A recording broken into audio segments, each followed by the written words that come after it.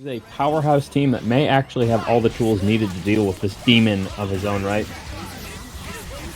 But hidden missiles, an effect not commonly seen in the palette swap meta because of it only being on Shadow Lady, definitely means that if you're not prepared for it, the kind of mix and tool set this offers Zero will very rock a lot of the players for the palette swap side. Right, half of this means you can go behind, gets the back, nice double jump. Isicera reads the position, but still gets caught. Into the loops, one more, going to pick up a D. Aligning himself for the assist, you get multi-connect, and that means a lot of free bar before he has to go into the D. Full on install, double, D double. And caught the hunk. This is a low HP character, which means Romora can go for an X Factor to just easy finish this. Even if you're very proficient, the less you have to do loops, the more likely you are to win. That's one up for Romora in fast fashion.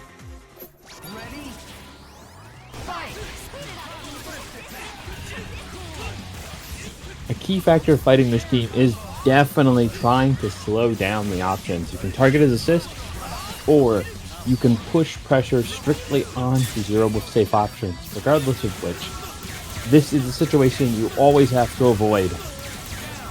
There are many archetypes in Marvel, and corner characters generally run very, very hard to beat if you allow them to their ideal situations.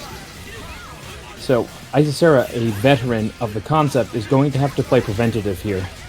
It's not enough to go character to character, they have to play at their pace.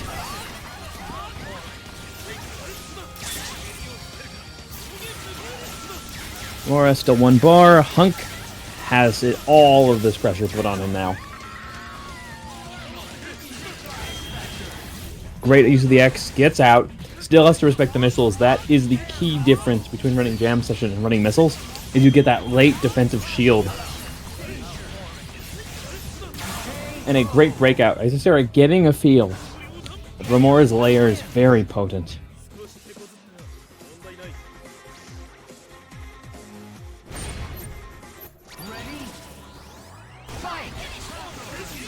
I can show it. Isicera trying to use a DP. That a very strong invulnerable option. Gets the connect.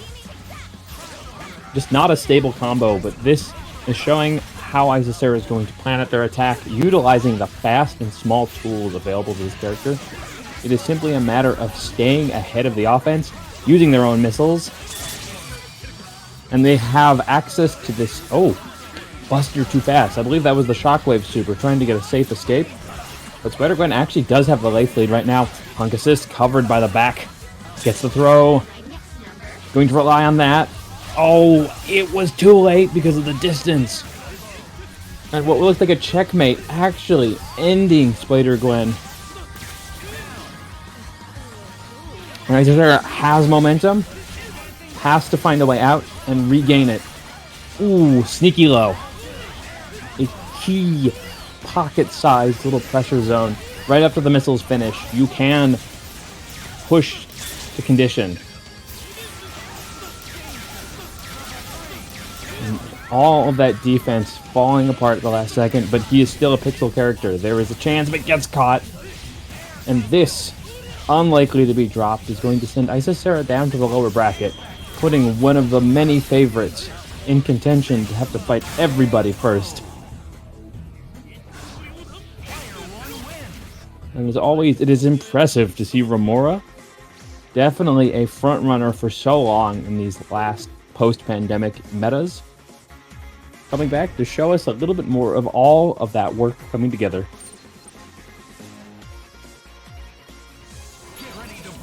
We'll see whether this was intended or just what happens.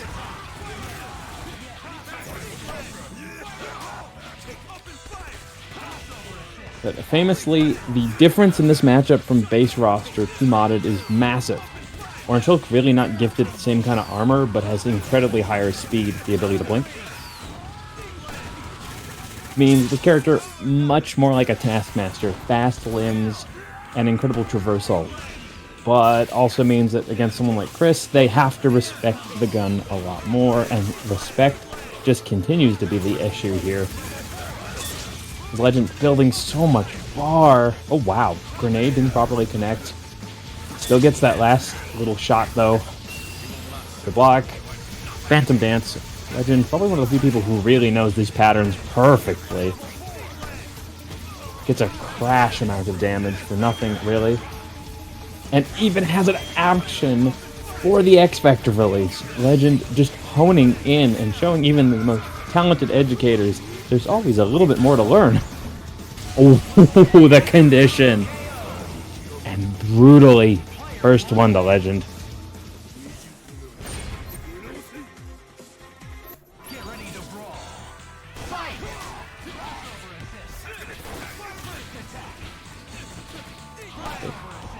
Then you are just seeing the pushing pressure that Orange Hulk has, but still caught in this web of flame here. As the extension goes for the throw reset option, still finds it. Legend's defensive throw game really up there is one of the most impressive things you'll see in any tournament.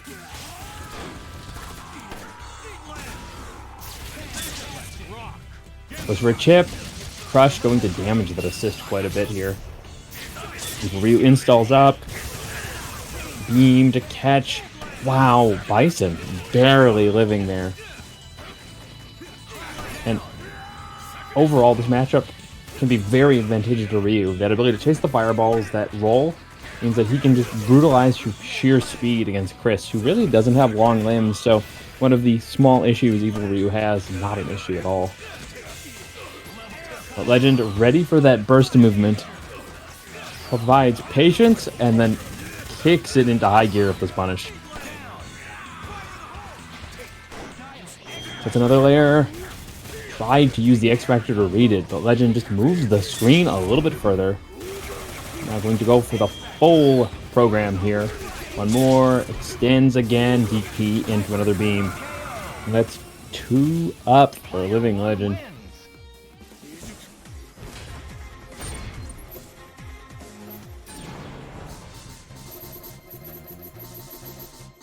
Okay, we are seeing adjustments.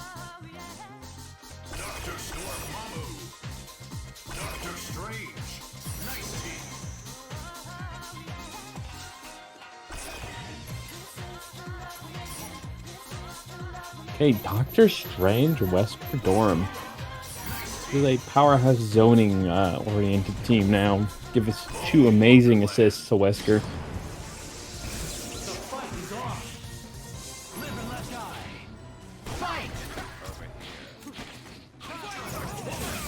And now, yeah, with bolts on the screen, you have to be a lot more patient about when you are going to be calling flame grenades or other things. Otherwise, you just fall into this blender.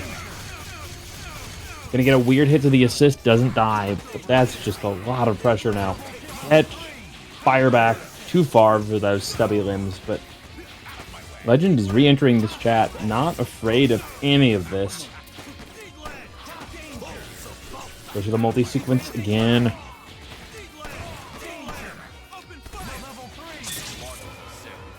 Both players just making tactical decisions on the fly here. That alpha counter, the perfect tool in this situation. Legend probably knew if any practice on this Bison, going to have trouble handling this kind of offense. Sword messing up that extension means that there's just a little bit more opportunity for Bison to play.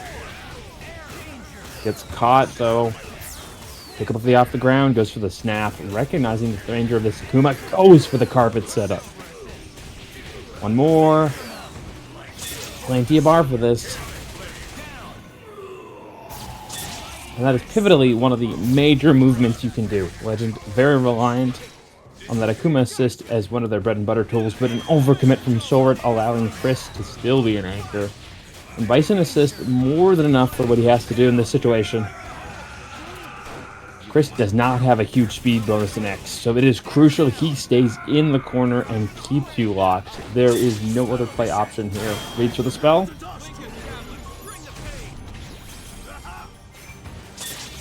Thought they could get a punish here, but Strange just able to survive. And now up to the Bison. Psycho Crusher not safe, specifically not safe against an X-Factor. It's Strange. And that's 1 on the board for Sword.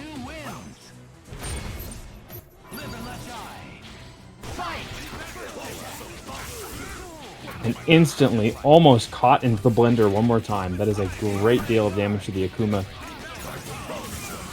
But Legend has a lot of time to make this adaptation. Use that low-profiling landmine, just eats into that pressure and damage. Gets caught, though. That major swing looking for either a throw or anything else there. Now pushing one of the more powerhouse characters in the team down. Bison already badly injured. Wants the Akuma. Is the boss music already starting? Is a Legend, but now gets caught. Sword recognized their game plan, and it is coming to fruition. And into the blender. That's 2-2.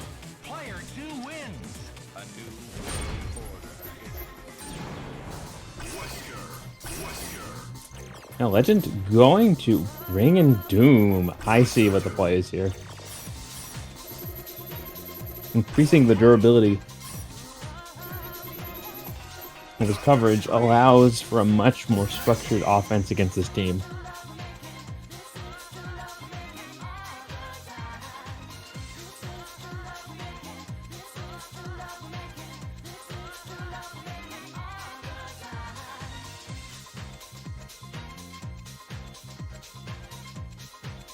Like Legend considering something, but I wonder what.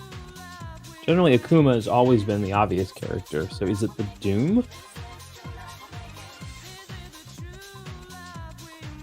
Or possibly he just needs to reconnect. Oh, Legend's screen is frozen.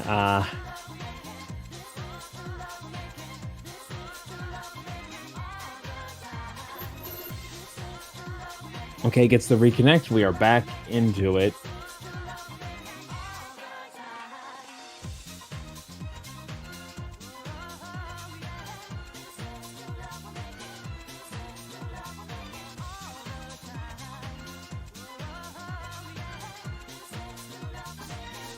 Okay, there we go.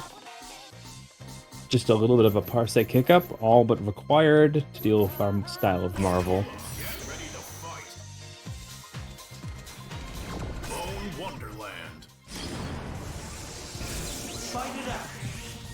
We have an exciting match coming up here.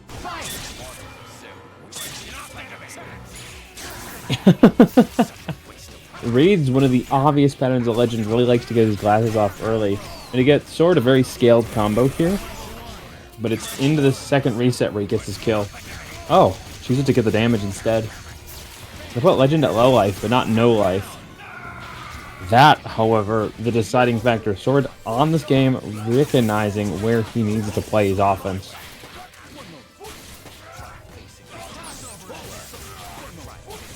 Legend chose this character really because now he has an option to control the air much better with Doom. And vastly higher damage output. Not afraid to spend it, specifically not with X Factor and Akuma in the back. Gonna go for the simple mix. Looks for a baited offense-defense, cross up the assist. Sees a lot of respect here, recognizing the dangers of these long slashing normals, but Sword isn't going to finish this combo. He's still playing in the Legend strategy. It is. The major change here was just how much more coverage and offense Sword's team has. Not a lot of skill or ability to idle against it. Until Legend can keep up with the speed, it may look like Sword's going to take this. However, we have one more character and a lot of X Factor to go. But into the snare. Said the spider to the fly, it's time to die.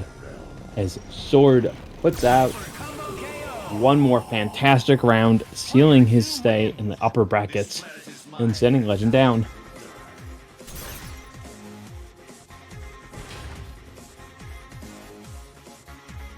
Welcome back, Isicera. You just missed one hell of a match. Oh my gosh, I see some Doctor Strange, Wesker. Brilliant. We see on the back, we see our first base roster character. That's Akuma. I think a very useful tool as the Tatsu is definitely palette swap characters love their projectiles. So a total no button, good tool set. And I feel like having access to that Tatsu assist is just the speed at which it comes out and the amount of time it locks down. If you have some dirty mix-up that people don't understand about your character yet, that's extra scary when Akuma just lets you enforce it. And Shocker in particular, very high on the projectile usage. Really afraid of that assist. Ooh, touch the toe to the head. LoadingDemon still has all of their resources and hit the mix, but SHOGUNDo managing to survive with Captain Marvel, get the hit. Oh, this could have been the end of Ken, but instead it's going to be a drop. There's another chance. SHOGUNDo may be able to make this happen. OTG. Nice pickup here, going to full extend to get that bar he needs. And with that, this is looking like it'll be the end of Captain Marvel. LoadingDemon just needs to finish his combo. Oh, but does not. And now she has an extra chance to live. That, the missed backward plink having the H beat the Shoryu Repa. Let's go Captain Marvel buttons, but unfortunately there was no confirmation off of the missed plink for SHOGUNDo. Or the missed dash. Because that would have been amazing to beat the Shoryu and then confirm. But that's the thing. You see something in match and it's weird, but then you know for future situations, oh, that stand H hitbox is good for interacting with things like Shoryu Rep. You could use it intentionally the next time you're there in order to beat it without needing to use a resource. And instantly off the bat, SHOGUNDo is using this veritable Swiss Army knife that Juri has. Approach, projectile, zoning, and lockdown. Everything was going well, but LoadingDemon just a brilliant usage of raw Ken force. Oh, X's to save Juri after that. Her air DP left her vulnerable, and now putting on the super projectile. But this has been favorable for LoadingDemon in that X Factor has run out entirely for SHOGUNDo, and all three of his characters are still alive, at least for now. Both Ken and Jill bleeding pretty hard. Yeah, this concert of just control actually showing how strong SHOGUNDo can play just the life log game here. Mix under, nice lock. Make them afraid to do anything on your incoming. It's a fantastic conditioning tool she has.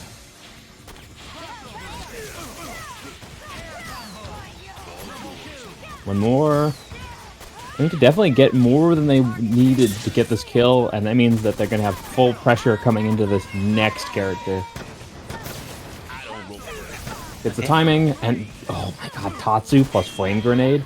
It's bad enough when Legend does it with Chris, and now a faster character gets access to it. The amount that S.T.A.R.S Jill can just get in there and eliminate enemies is incredibly terrifying. It has both the long range game, the close range game, game for controlling air, game for controlling the ground. Into the blender, success. 3 bars in stock. I think this is an easy kill route. First one.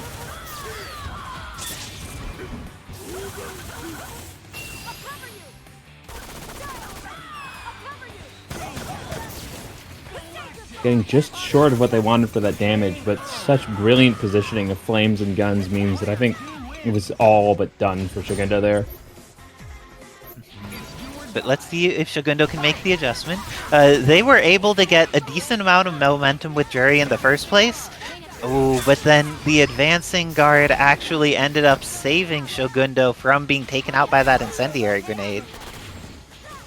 Just powerful use of Feng Shui to put up the brick wall for SHOGUNDo, but this time LoadingDemon's patience much more persevering. Ooh, and the bullets are coming in. Juri's gonna go down. Decides to DHC, so they'll have Ken for the mix. Oh, and manages to catch. I don't know if SHOGUNDo was afraid of an air throw or something, but ends up getting caught by the buttons once he's near the ground. And now still has an extra chance to play Shocker. Gets the hit as well. And brings in Captain Marvel safety. This is one a shot, game Rishoto. of patience. Oh, Akuma bled so much. No, never mind. He didn't get hit at all. Okay, I thought that was going to go the other way. And LoadingDemon getting what he needs out of that X Factor. It's all up to Shocker on anchor position. He only has 1 bar and gets pushed back into the incendiary grenade. The bounce is going to... Oh, her bullets were just in time. Shocker in an even worse position. Needs to come back against the entire team and is getting rushed down by some Akuma with assists. Oh, got baited into that one, into the head again. That was a very difficult position to come back from. Already spent the X, and Shocker is just definitely one of those characters that wants it more than he should, and definitely needs it all the time. And congratulations to LoadingDemon on moving on in winner's side. We'll see more of Shogundo in the learner side of the bracket. I need to hop off to play my match against Romora. Good luck and have fun. He could DHC for damage, but he can't really DHC for... Actually, no, he can DHC for safety just fine. His meteors come out either way. Okay, I'm less bothered by this. But let's see how they both approach this. Looks like missiles are going to give BLACKxAKATSUKI multiple chances to get started, but they didn't quite confirm. And missiles is a really strong call. This character is fast, but she's also a character who really likes to play the screen more than some of the flyers in Palette Swap. That was a weird hit. Ooh, and this may be... Ends up just using the level 3. It's going to be up to Anchor Shadow Lady. But she does have almost 3 meters and has X Factor 3 available. So she can definitely make this work, especially with characters that move towards her. Is the start? Oh, cannot be dropping that in critical situations, but picks it back up. Has to adjust at the X Factor, but that was perfectly what you needed. Oh no! Didn't get... I think if It's they fine. had just done Gyro Drive Smasher, it would have killed both. Oh, the orbs are coming out. Orb is very good. But unfortunately, Ultron able to just get over the orb, goes into X Factor. BLACKxAKATSUKI ready for their advantage state. Gets the knockdown, but had already used their bounce. And then off the reset, gets the kill.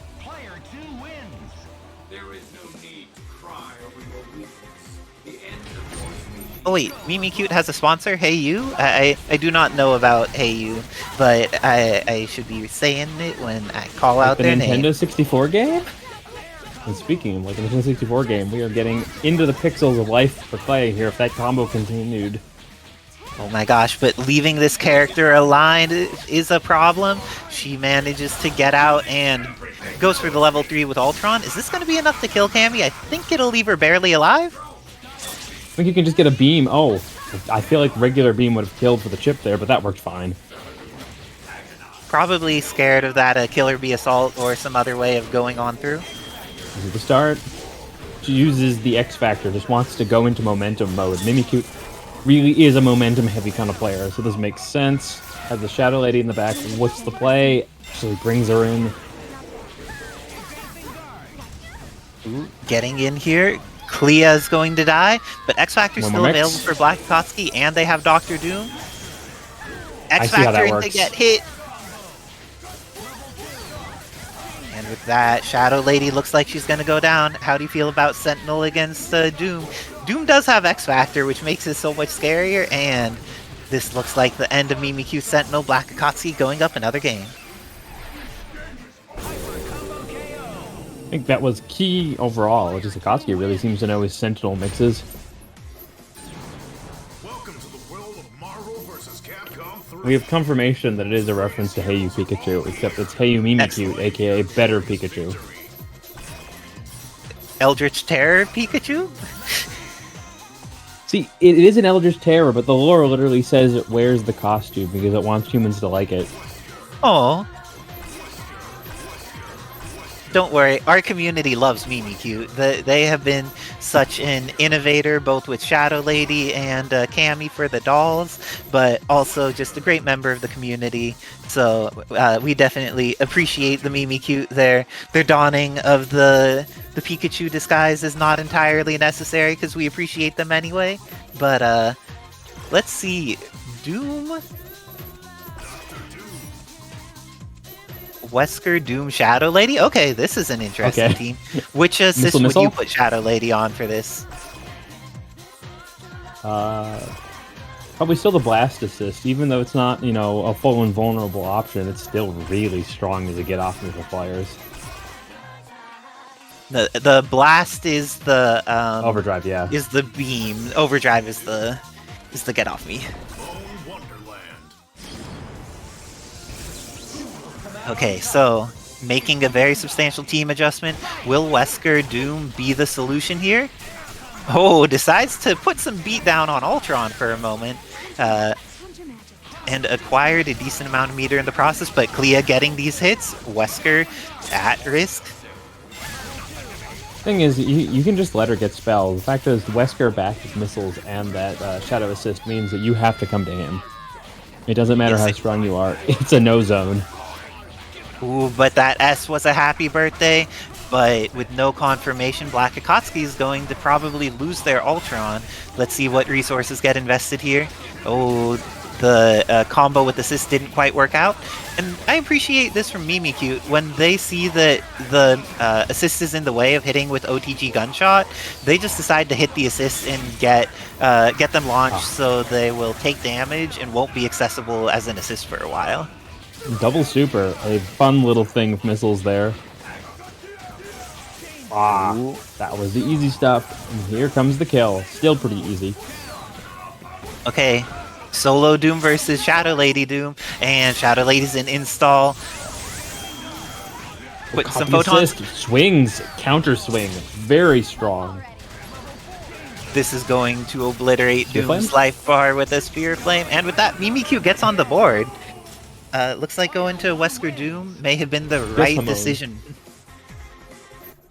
Yeah, the pillar OTGs and does very high damage. It is dramatically more vulnerable than it used to be, and it doesn't hit full screen like it used to, but it is still very, very good. And nice answer. You just do not want to let Ultron start, and this kind of offense-defense for Mimikyute shows that they really know what to do with their Wesker here. Oh! But the tri-jumps from BLACKxAKATSUKI, it's a little weird because Ultron's like a MODOK or a Nova or one of those characters that they have fast overheads, but their lows are not fast, so you need to block high, react low. Oh. But it looks like, dang, that chunked Ultron's life bar with that assist. Let's see. It was Doom. You become a zoner when you have that assist. Oh, but the 2M ends up whiffing for Mimikyute. Are they going to be able to get started? Brings in the Shadow Lady, and now they have Shadow Lady with missiles assist. That didn't hit at all, damn. Ooh, Doom doesn't get a chance to get out, and then BLACKxAKATSUKI wisely investing in getting rid of the Doom is going to be full screen from Shadow Lady, so I don't think she gets a real punish. Chose to use the missiles, just slow that momentum effects factor. It's a resource exchange game here. Okay, and Mimikyute on hit can get rid of each of these characters. Ends up throwing out some missiles, and BLACKxAKATSUKI only needing to block one level of them. Very good at avoiding with Ultron. It's your objective to play cautious here. You still have that X, but you really need to get the momentum before you play it. So Mimikyute seeing the options and plays so well into it. Now it's a 1-to-1 character matchup. Things are infinitely better. Pick up. Oh, got the hit. This is looking like the end of Doom. Oh no. I think this will still work. Never mind. Ate all the damn missiles. good. Oh my gosh, and with that. So, do you think Mimikyute's gonna make this comeback? The Wesker Doom was what was needed in order to take on the power of this Ultron Clea in Doom? I mean, the caliber of these matches, it really does feel like they're constantly handing the baton between them. At this moment, it's up to Akatsuki to pick it up properly. Ooh, and the glasses are coming off, hitting a little bit of Doom, but getting a big chunk of Ultron there off of that assist. The dry tag confirmed, but didn't get the hit afterwards. That was a challenge. Okay, back to the zoning. Has the assist, has the fortress to set up here. Looks for any option. This is not Wesker 2 missiles. This is Wesker with missiles and plasma overdrive for the anti-air. Yep. Blue is her column. Green is missiles for her, just like a Doom. Gets the catch. This is big. Gonna have a decent bit of X factor if they go for the fast route here. It's fast. Ooh, and putting some of these butter guns on. Oh, but X Factor ends up getting used. And the hit, but no confirmation into Shadow Lady. Decides to leave in Doom with the Shadow Lady assist to protect him. And dry tags into escape. Shadow Lady. Saw that. Mimikyute very aware of when Akatsuki is just letting buttons go too freely. And with missiles, that's just scary blitz pressure. Oh no! I think he could have just pressed S and gone into Super, but now there's a chance for BLACKxAKATSUKI to come back. He's a clutch player, has the hit on Shadow Lady. She's going to be knocked full screen, gets a drone to support, but gets hit by the cross-up overhead.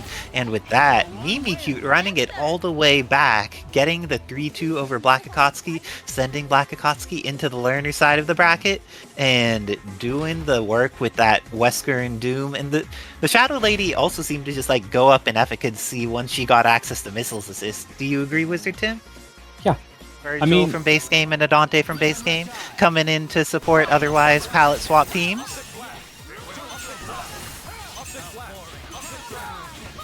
Ooh, this is looking like the start is going quite well for Ed. Able to get a good 2/3 of Monster Hunter before anything even happens, but Dobby gets in there but misses his Volcano and gets a Crystal instead. Still stays safe. Oh, not too safe. Oh, gotta watch your shoulders there. Oh, And your head, for that matter. He has no helm to break, so that sword is just hitting his head. This is looking... Oh.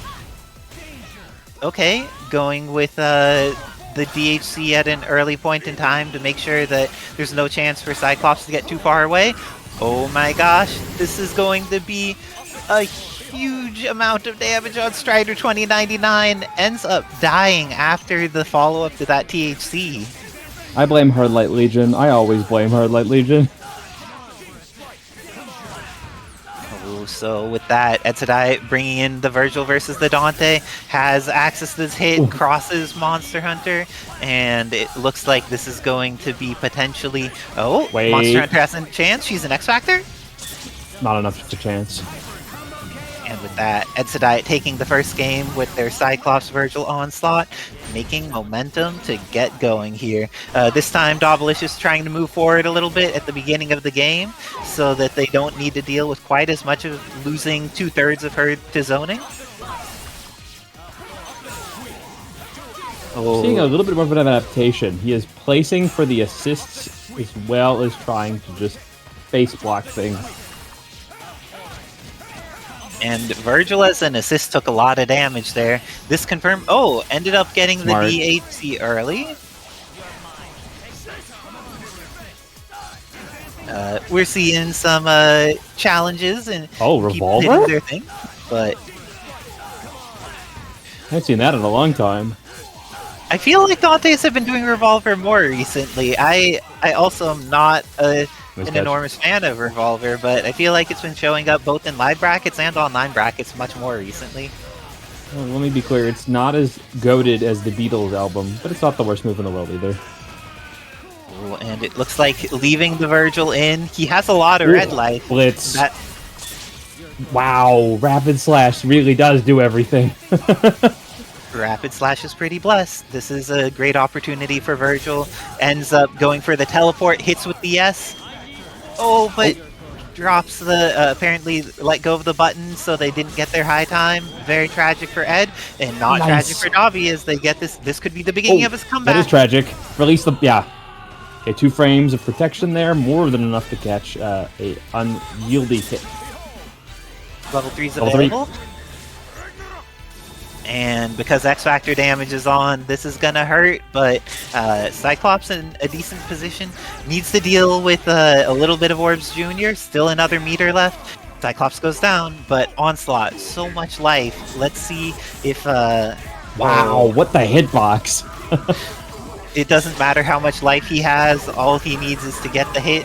And Edsadiet going up another game against Dobbilicious.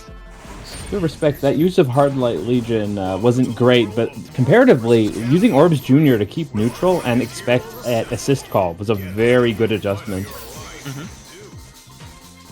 Dobbilicious bringing the Gambit on point. This is a great Character with enormous normals. Maybe trying to have a better interaction with the optic blast because his cards are incredibly strong. Oh, and the Strider. Is that the base game Strider? I believe Yep. it is. And you've seen very little till you've seen Cajun Escape Jam Session. That is some crazy stuff there. Oh, caught. Dang, that string did so much to catch a Gambit. He's already down to 2/3 lost. This is pretty terrifying, but is using his air angled cards to be able to have better options than Monster Hunter to get in and fight. Gets the happy birthday. Damage. Oh, birthday because it was the staff, wasn't it? It was the staff.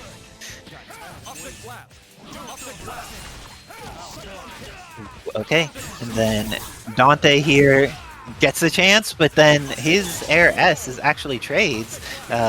Seems like the Gene Splice was in a very favorable situation. Dante goes down, but Dark Strider has 3 bars and X Factor. Vergil is at a little over 2/3. At 0. Not at 0. He is still alive. Okay. Nice escape. Able to get the swords on, and Dobby killing That's the with darndest the shit. thing.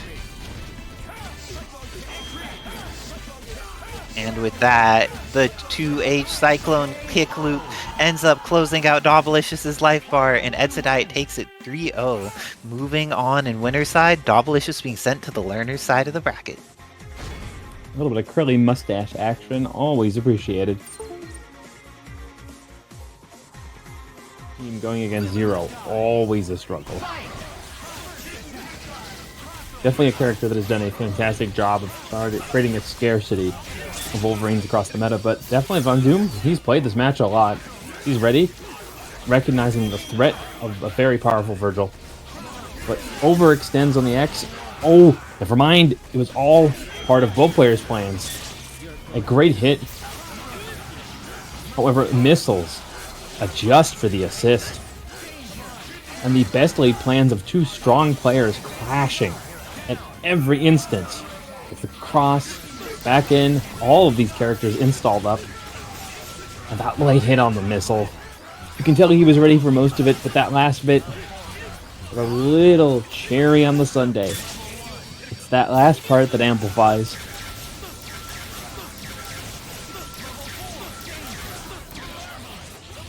Ooh, gets out. Definitely a little bit of a stretch from playing from Central United States all the way to the East Coast, so you're going to just see a little bit of hiccup in these gameplays. In for the assist, and looks to finish him off, but Magic Pixel Doom, all it takes. And a great thing about Zero is while it's not the best situation, he can just wait to call Doom only at the safe spots and still make a lot of use of this assist.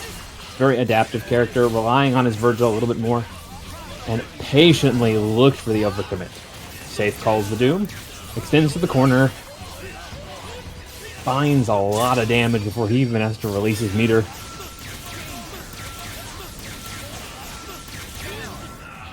And going into the situation, Doom, just not a character known specifically at low life to be able to handle this. Is Romora able to turn that first situation, protected by so many things, into this kill? Didn't even have to spend. Player 2 wins. Success Hiryu.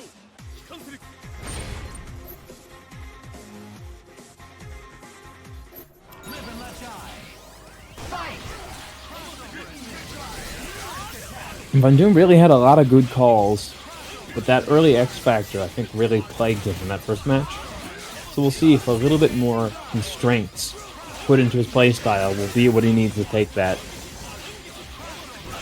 Already half Volvi, playing the match, both sides as best as he can, but Romora moving to his patient sniping style now.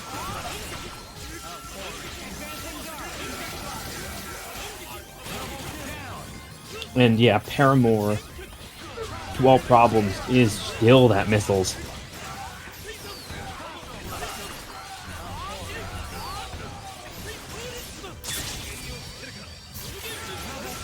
Into the extension. It's all up to Spencer. If he lands, can arm. If he doesn't land, it's nothing to do about it. And just like that, his character is very dead.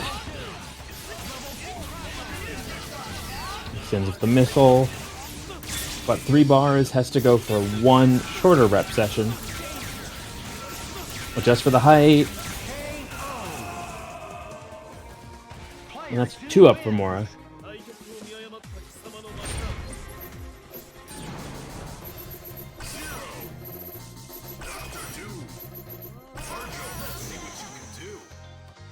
Okay, what's Von Doom gotta bring out?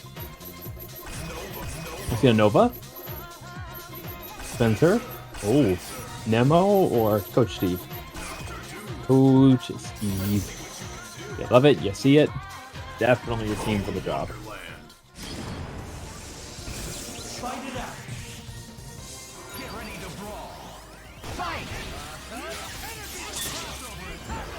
And yeah, Human Rocket, a very big vector into why this match is so manageable. Because if there was always an option to break through pressure now. Over meter management cannot be understated as an important factor in this. Caught by the last missile means he doesn't get to worry about it. And you can see Von Doom's practice in the air just honed to a basing. Looking for breaking points. Romora adapting quite a bit though. I'm just going to keep it pretty simple. Telling the edge. Still has access to the timing for the mix. And looks like he was going to try and bait an arm reaction there. Got to the missile. Gets the Doom. We are already looking like we're going to be on the Vergil. But oh! Probably wanted Tiger Knee Bomber. But instead just got Piercer.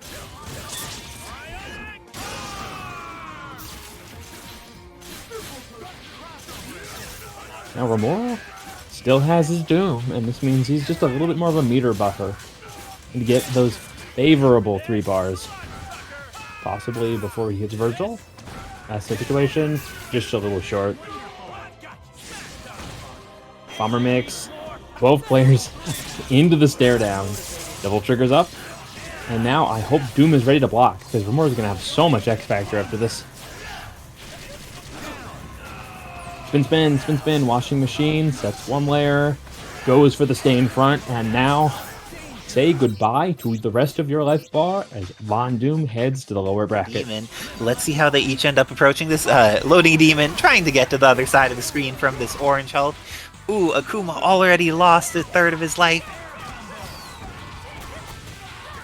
Right, this is the moment to get that health back. Got to start the offense and stay in the player seat.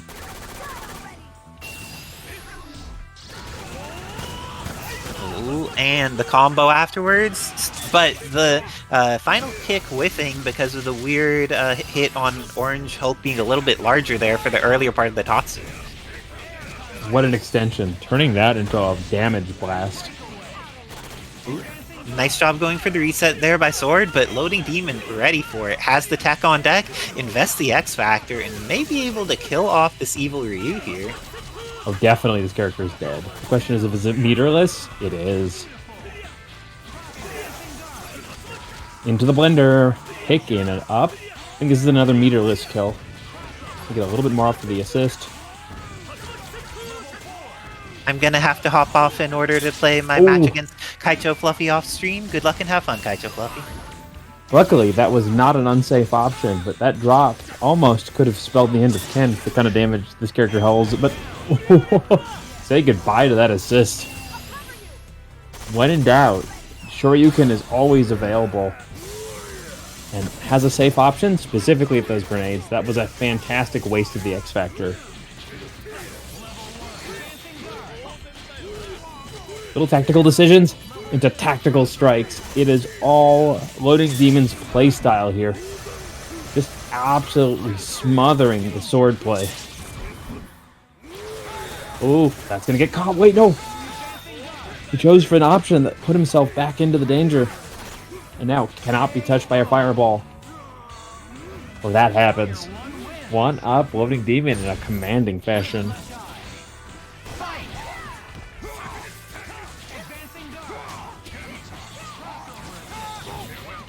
Okay, Sword does have that other team on the backhand if he wants it, but right now he's going to stick to the Orange Hulk. LoadingDemon, though, feeling like he has a good reactive playstyle. However, not sure what they're going to do about this. Optimal punish, let the install rip. Couldn't punish that fully, but...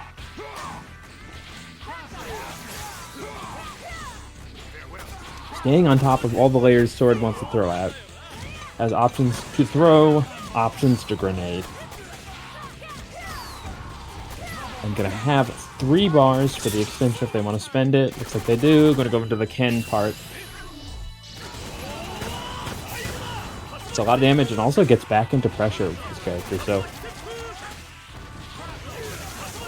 That is the crazy thing about this team, is just that granted ability to turn any super into another push of damage and even some back meter. Definitely means that he can spend more aggressively than some characters.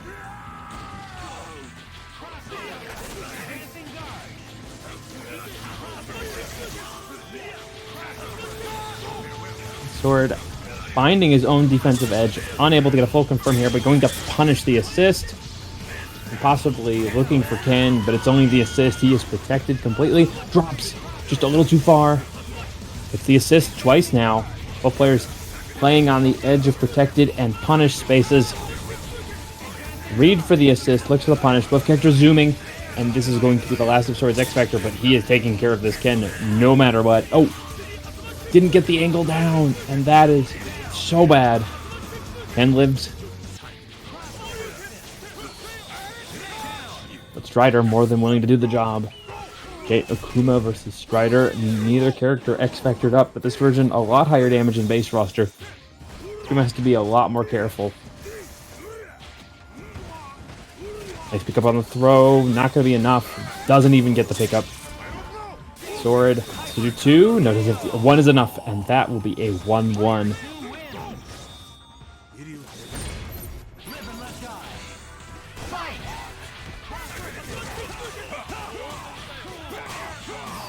Big difference. Finally get to see a big hit.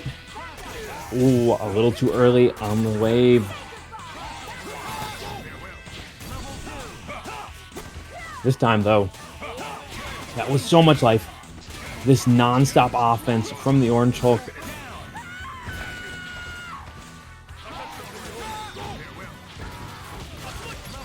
However, LoadingDemon never gives up, never throws at anything if he doesn't commit to it. Now into the driver's seat. But overcommits. Sword's starting to see these patterns. And better yet, if he drops, he makes up for it. Sword upping the effort here. And it immediately shows as now he's taking control, where before it was a little closer. Akuma, 3 bars, no life, 1 X Factor. Is there a plan? Or is this just going to fall apart?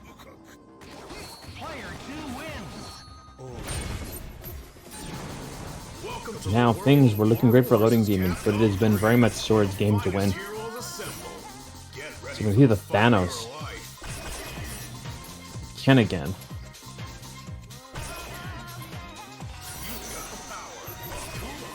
And Akuma. Okay. 2 Shadows and a Thanos. Interesting to see what this team is going to bring. Certainly a higher damage expected. And LoadingDemon really has shown he is incredibly proficient with this Thanos. Immediately goes into the blender, has access to the wall here.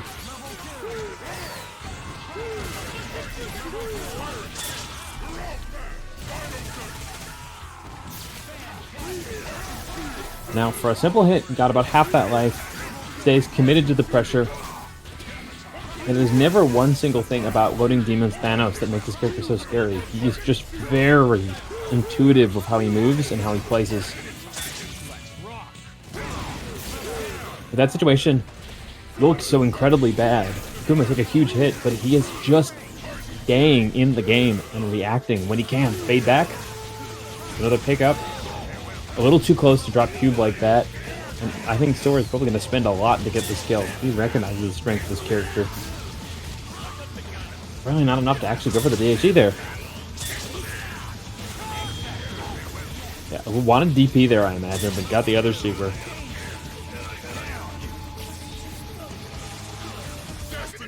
half of X Factor remaining. Thanos, an easy kill with that low life. And it's all up to Akuma. Things looked really good. Oh, he's not airborne. And rolling to Demon, Sword was ready for everything.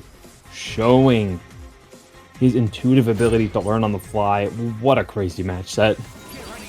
Very, very big about Ed, as he's the sole strong Onslaught player at the moment. Which means that if you are not familiar with this matchup, the only way to get familiar is fighting him. So let's see how Mimikyute does, if that experience they've already had against this player in the bracket enough.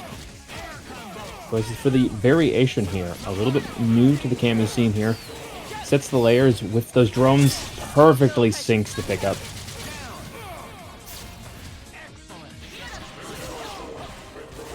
And has to fundamentally be very airtight here. Looks for the bait. Recognizes what Ed was going to play as an escape route against the Vergil here.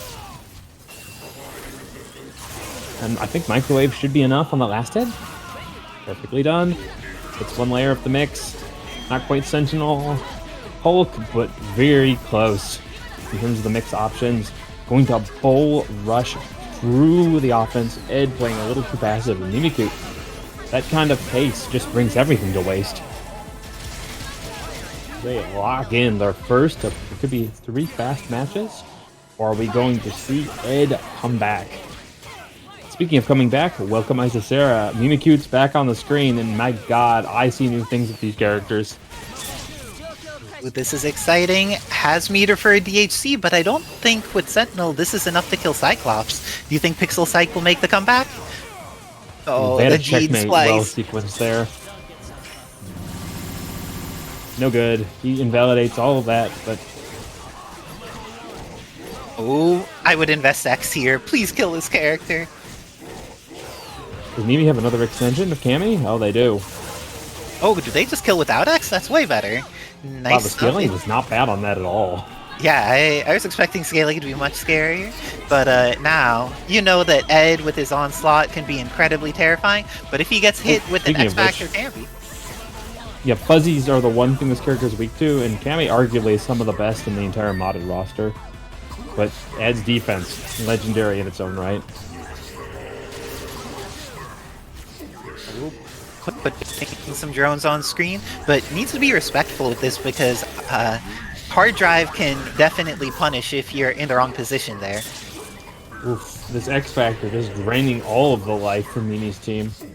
But they've got a gap here, and he's a little lower on bar too, so I think Sentinel has a small chance.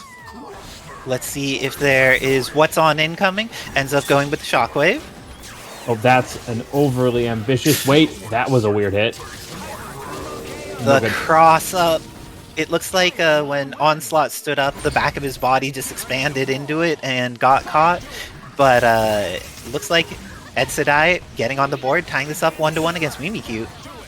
I wonder if snapping an Onslaught could be advantageous here.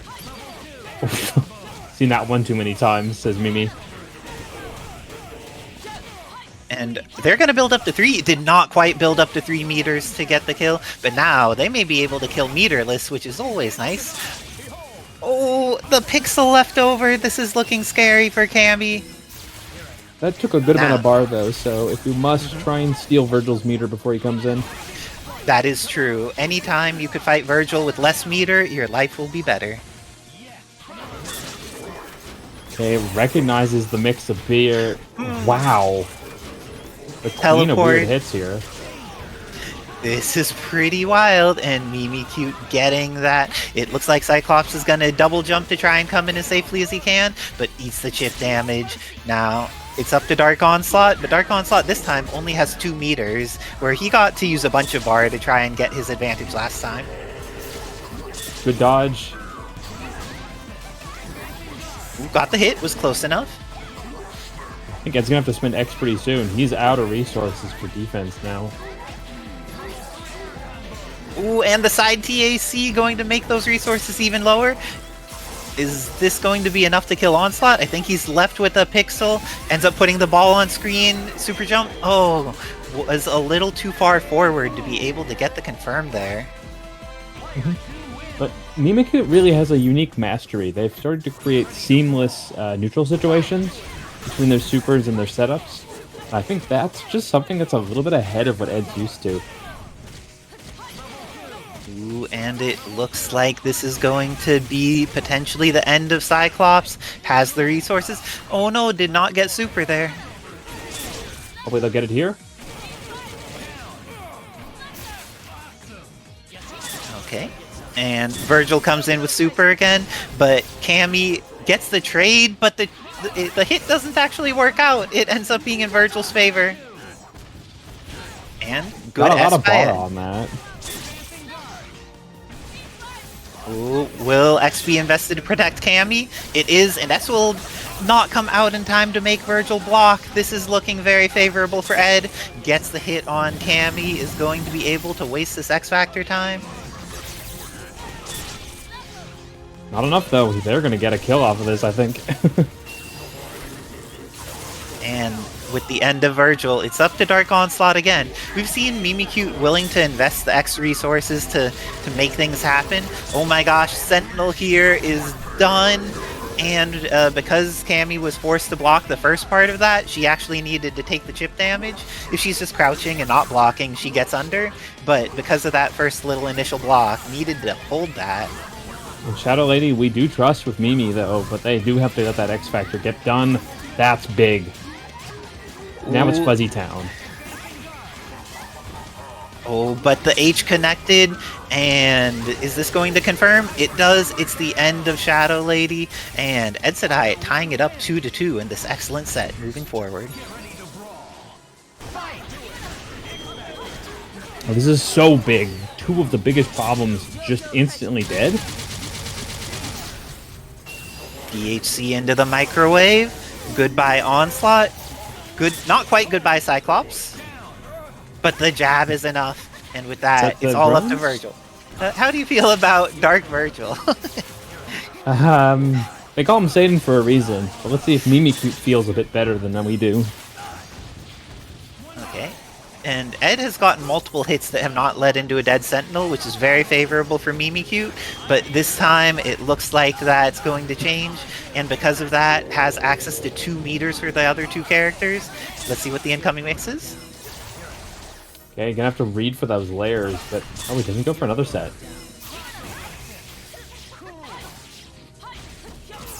And Mimikyute very willing to press buttons here. And pressing buttons is correct. It when your opponent drops, it's double correct to press buttons. This is going to be, I think, the end of Vergil. Missile? Just enough. Super jump.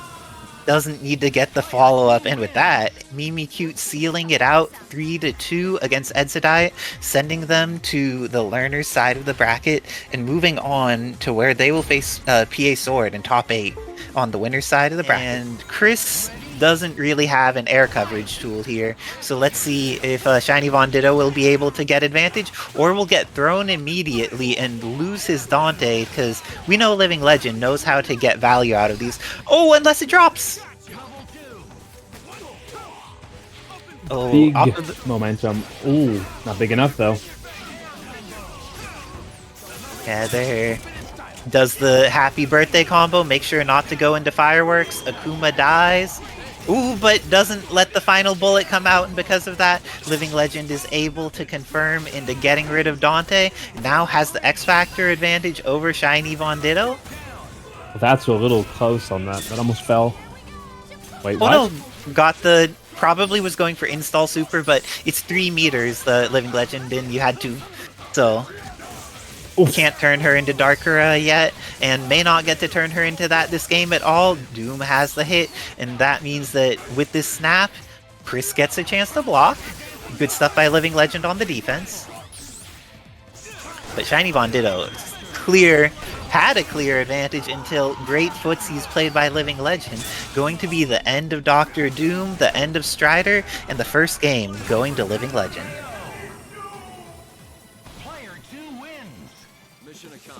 And it's always interesting with Legend. I feel like a lot of his games go very back and forth. He's incredibly good at coming back from mistakes, which means that I think a lot of his players just feel like they have momentum that he's never willing to grant them. It's a good fundamental tool. Ooh, and with Sakura, is there a DHC that does some decent damage here? Goes for a snap instead, and it looks like off of that Hadouken, there's a decent amount of hit stun as they fall down. Could be great for confirming from characters that are at that normal jump height for off of something that has very little, only a single hit, so you get a good combo afterwards too. It's a functional anti-air assist, specifically for characters like Chris, who really, really want something slow just hovering above their head. Like, that is a specific part of the resume he gives to his assist characters. Can you cover my skull? Yes. If you're signing up for Raccoon City Police Department's support squad, being able to shoot the air to help your homie is very important if you're partnered up with Chris Redfield. But this is exactly what Legend wants. He has so much preferred patience now. As you can see, Von Doom's just trying to get through, but he's always on that flame. Ooh, and this is definitely one of VonDitto's best characters, and going to need to see... Oh, ends up snapping the Strider. Snapping Strider is very rational in general, but I feel like when you're fighting someone that has as strong of a Doom as VonDitto, that their Strider may not be quite as threatening as the Doom. How do you feel about Doom as anchor with essentially full meter? For Von Doom in particular, yeah, he's a specialist with his characters, so it makes perfect sense. However, yeah. There's one thing you can expect. Legend's prepared, but prepared might not be enough. Von Doom is on the tear. Oh, and gets the throw, but doesn't have the OTG yet. Gets out of the corner. Good stuff to Living Legend. Just backing up. Good stuff with the movement to keep themselves from being at risk of this X Factor. And even though ShinyVonDitto got the throw now, if they kill off of this, they need to use all 3 meters, which means less tools for neutral. Ooh. Went for the snap. Eyes on the prize is a good thing to have, specifically when you know Akuma for Legend is that closer character every time. And it looks like Akuma here going to die to the level 3. X Factor 3 Sakura, 5 bars. She could go dark and just like, if she makes a Doom block, he's gonna just get chipped for a terrible amount. Speaking of blocking, he didn't need to start blocking. He had advantage because she was incoming. And with that, going to build enough meter to level 3, and with 8 seconds left on the clock, ShinyVonDitto is going to eliminate the Sakura and make Living Legend save their X Factor for next round. You asked whether or not Doom could be his anchor, and lo and behold, Von Doom always wanted to show up.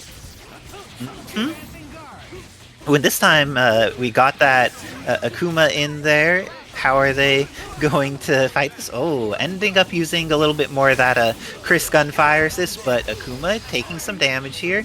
Dante, however, not getting the full confirm.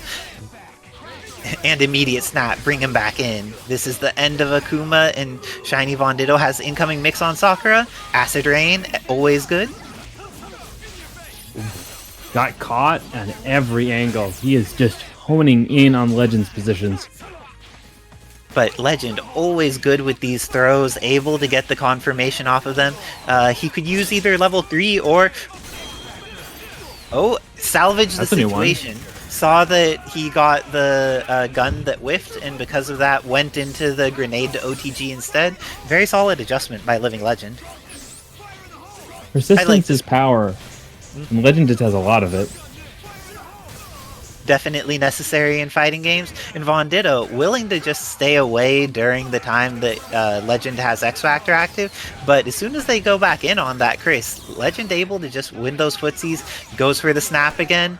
Let's see if this time it works out better for them than last game, because it's setting up for a similar situation of Dr. Doom being in there with X Factor 3, or at least getting some missiles on screen to help out Strider. Okay, let's go a Legion. Gets a hit, but no damage. Ooh, and Sakura let's go a going second to eat one. a chunk here. A chunk is enough to kill, and the mix is real. It hits 2 times, but doesn't confirm on Chris. Now, this is looking so scary for Living Legend. He needs to not get chipped or hit, and ShinyVonDitto going up 2-1 against Living Legend. I'm not sure any adaptation, but both of these players just so incredibly good at hanging into the situation, recognizing when they need to correct mistakes. So this could go either way. And we see the Wesker coming out, decides that fighting off VonDitto is going to need some more support. The schoolgirl is not enough, and Wesker needs to come in. Still running the Chris into Dante point battle. Ooh, and decides to immediately X Factor. Wants to get rid of this character, build lots of meter in the process. Oh, doesn't kill him there, Cross? though.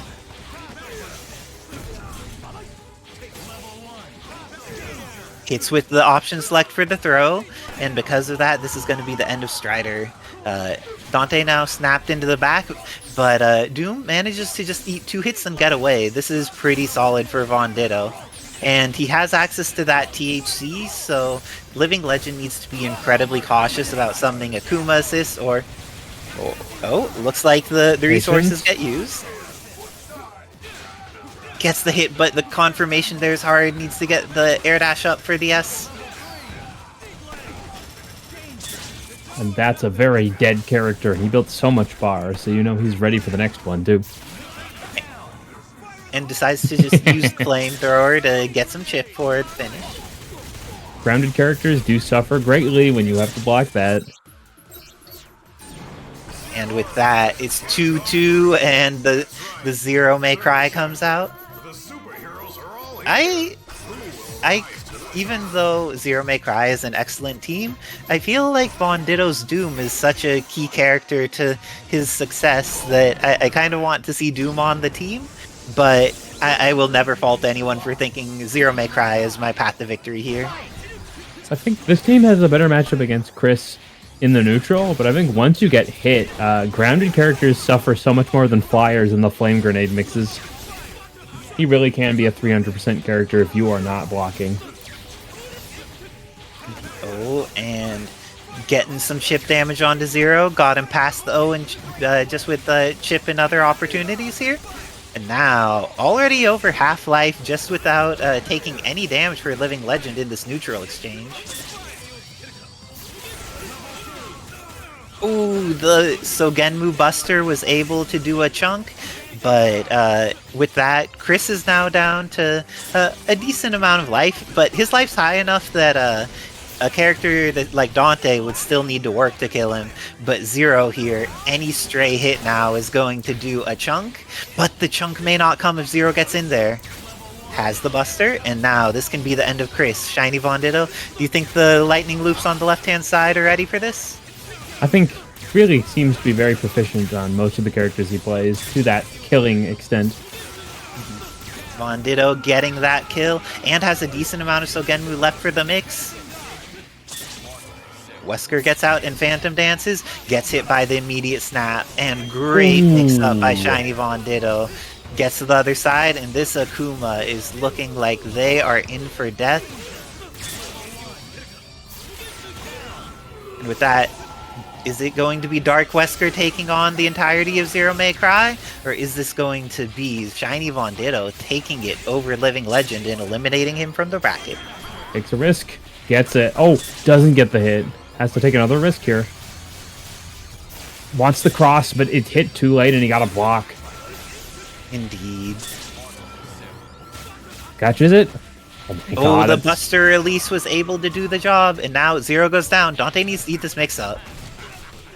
Nice connection. Gonna really milk that X Factor because of his insane speed. Ooh, and he still has one of the expert fastest. incoming. Gets favorable reset here. Nice read for Von Doom, but we couldn't confirm anything after that, so there's a chance. Okay, with that starter, he should build enough meter to be able to do Spiral Swords twice. Oh, drops it. And now, Nice throw. because of that, it looks like Living Legend builds up to the level 3, but then whiffs with his 5M. Oh, got the cross. Needs one more gunshot. This is big. Oh. Is that gonna... That last hit. One gunshot is out. Oh my god, reads the teleport. And with that, Living Legend clutching it out with the Dark Wesker manages to send ShinyVonDitto out of the bracket.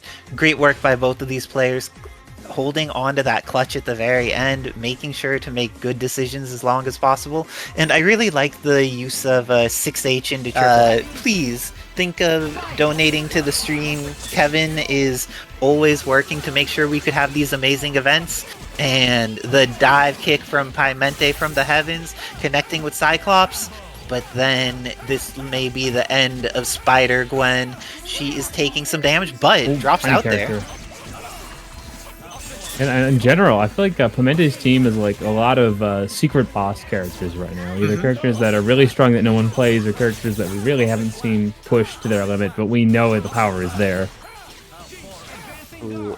I'm definitely a fan of seeing this War Machine get the hit on Onslaught here, but that was a good cross, and the down TAC ends up connecting from almost off screen there. Uses Devil Trigger to escape and punish. I approve of this. Correct, Vergiling.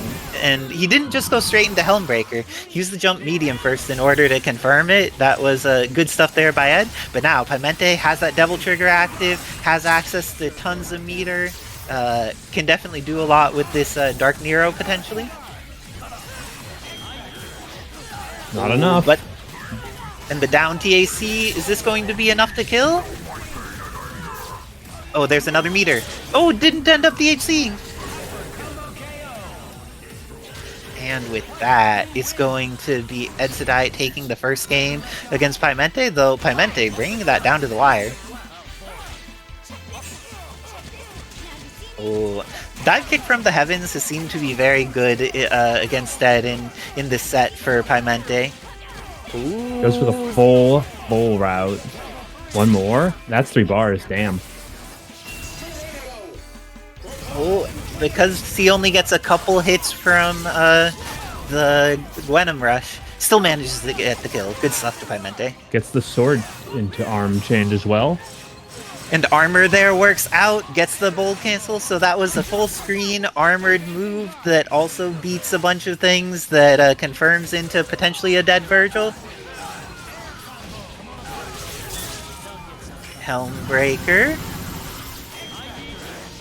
And Smart. With that much meter, should be able to kill not just one, but 2 characters. Ends up going into the beam super. Nero goes down, but Dark Spider-Gwen is incredibly fast and hard to block. And if they can get to Gwenum, it gets even worse. Not this time. With that, Edsadiet going up 2-0 against Piemente, trying to close out this match, but Piemente holding forward, trying to get in there. This time, dive kick from the heavens is not working out, and Spider-Gwen getting blasted for down to a quarter of her life. Good spacing with the Optic Blast here from Edsadiet. And the 6H confirms she is done. War Machine this time coming in with much more life than the last couple. The challenge really is that now Ed's forcing Pie to be as nimble as they were the first time, or they're just going to keep getting caught like this. Oh, that actually hit, but then did not confirm. And now War Machine going to go down. It feels like Ed's been just getting so much out of Optic Blast into Mega Optic Blast as a confirm. But Piemente is just not being mobile, and that is where this keeps happening. Oh, faked with a cancel. And what's the happy birthday combo? Goes as far as they could and gets another pickup. That's 5 bars. They can spend a little if they wanted. Devil Trigger? Oh, gets the cross under. Okay, both of them, tons of meter, X Factor. Bases are loaded. Hits with the bounce, but then doesn't get the confirm. Gets the hit, but again, no confirm, and because of that, gets the lockdown, a decent percent of Piemente's X Factor time, gets the confirm, and with that, Edsadiet takes it 3-0, eliminating Piemente from the bracket, moving on in the learner side. Great stuff by both of these players. Piemente always shows us stuff that's really cool, and I'm glad that on the East Coast brackets we're getting to see more of them. Though they'll have to try and make it next time in order to what Xeno does to get around this, and if he's able to blow up Zero with the power of this Leon, putting some stuff on screen. Ooh, but gets caught, so it looks like Leon's probably not going to get to play in this match, but Sentinel Marvel 2 can get in, see what they could do. Definitely an uphill battle for Leon. Just he covers some angles, but Zero is very good at moving out of those coverage angles so quickly. And now Marvel 2 Sentinel here in the corner. His hard drive is nowhere near as good as base game Sentinel's. Gets the hit but doesn't have the confirm on deck, and because of that is now back in the corner. Gets a throw. With Hyper Sentinel Force, there's a confirm available here. Ends up going straight into the microwave and kills off Zero. Looking solid for Xeno. Able to just hold down back the right amount of time. Good stuff. And now putting pressure on Romora. Ooh, but unfortunately Xeno didn't get Unfly to turn around for that Air H to be able to hit Doom. And because of that, going to have to... Marvel 2 Sentinel, another chance at life. Vergil's out though, and this is definitely a bit harder. Specifically because Romora is the master of that unique blistering sword tricks. And great job there by Xeno, advancing guarded away. He was blocking low, which is what would have gotten caught by Romora, but was able to advancing guard the blistering sword to get out of there. Extra damage means you are dead. Big body problem. Indeed. Red She-Hulk hits like a big body, though. Let's see if she gets the chance to play. She does. One way out. Tick throw, escapes the missiles, and Doom is your last target. Though I think Doom has a pretty good matchup against She-Hulk. Oh, almost the confirm by both players. This time, though. Oh no, the speed! And with that, Xeno taking the first game against Romora on the back of his Red She-Hulk. I wish my cases were this quick. Let's see what Romora's adjustments are. It looks like in that game, Marvel 2 Sentinel and Red She-Hulk definitely pulled their weight. We didn't really get to see Leon in action, but let's see if this time around he gets to do a bit more instead of blowing up to Zero so immediately. Ooh, the confirm is on deck. It looks like he may explode immediately again. But we've seen that Leon does not need to survive for Xeno to win. Do you think that Xeno may still be doing some cooking this game, Wizard Tim? I believe so. But it was really Sentinel, so we'll see. It's a lot harder when this character can't escape. Indeed. And I think that Zero needs to use 2 meters here, but he's fine with using 2 meters to kill off a giant health robot. Romora doing the safe version instead of optimizing for more meter and damage. Wants to make sure this character's dead.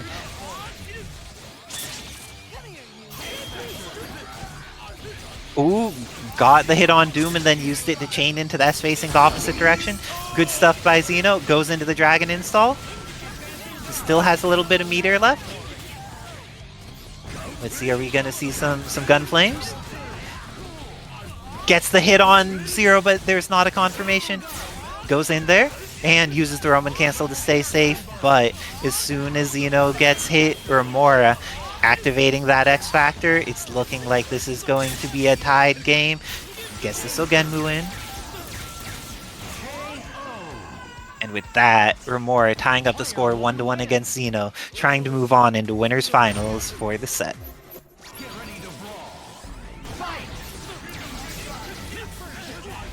Oh, and parry seemed like it was the right decision, but Xeno was just a tiny bit early, and because of that, Zero got the hit instead, and now Leon's probably going to die in a situation he could have killed Zero. This is a tragedy for Xeno. How do you think he'll recover, Wizard Tim? Situationally, he has a better escape option if he can fly out or swing with the Sentinel. Romora, however, definitely adjusted after that first match. We get this kill. And then it's up to Vergil. He found luck before. Let's see if Zeno can do it again. This time, Romora going through with lightning is still going to need to invest an additional meter. This time does the version that has one more lightning in it, so he has extra bar to make Vergil's life hard. Oh, his jump M hit afterwards. And oh, after the happy birthday, the missiles ruined everything. Poor Zeno. Level 3 had gotten through so much, but not enough to win. Oh gosh, she needs to activate X Factor pretty soon. This is a lot of chip damage. And with that, Romora going up 2-1, playing a solid ranged game when Red She-Hulk doesn't have tons of resources. Very scary thing for her to try to fight as an anchor. It's a 3-bar install, and you continuously lose life after you install, Kevin.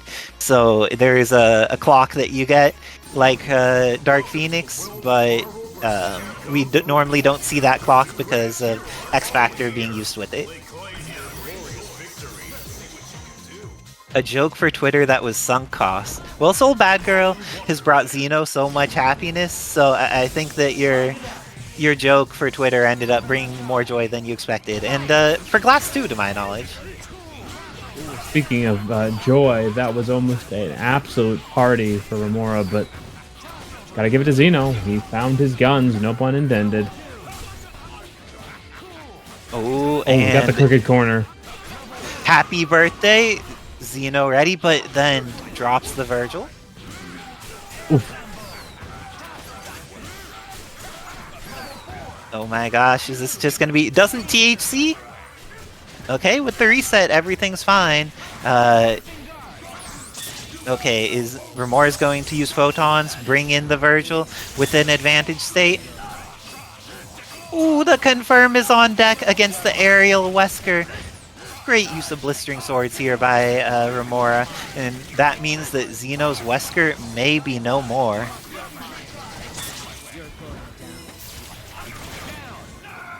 Okay. Puts the trap. Nowhere to escape. One more layer. Okay. Oh, that didn't get the back hitbox. Ooh, but the missiles let him get out. Goes for immediate bionic arm. Into Nemesis level 3, because it's Zeno. Oh no, it did not get a follow-up to hit Vergil there. And there's a fuzzy... Oh, what? Okay. Kills off Doom, and it looks like Romora ready to get the confirm properly. Has... Oh, speaking of which... Drops on deck. Okay, Spencer has plenty of meter, and Romora is out of X Factor now. Not building any bar because he's in Devil Trigger.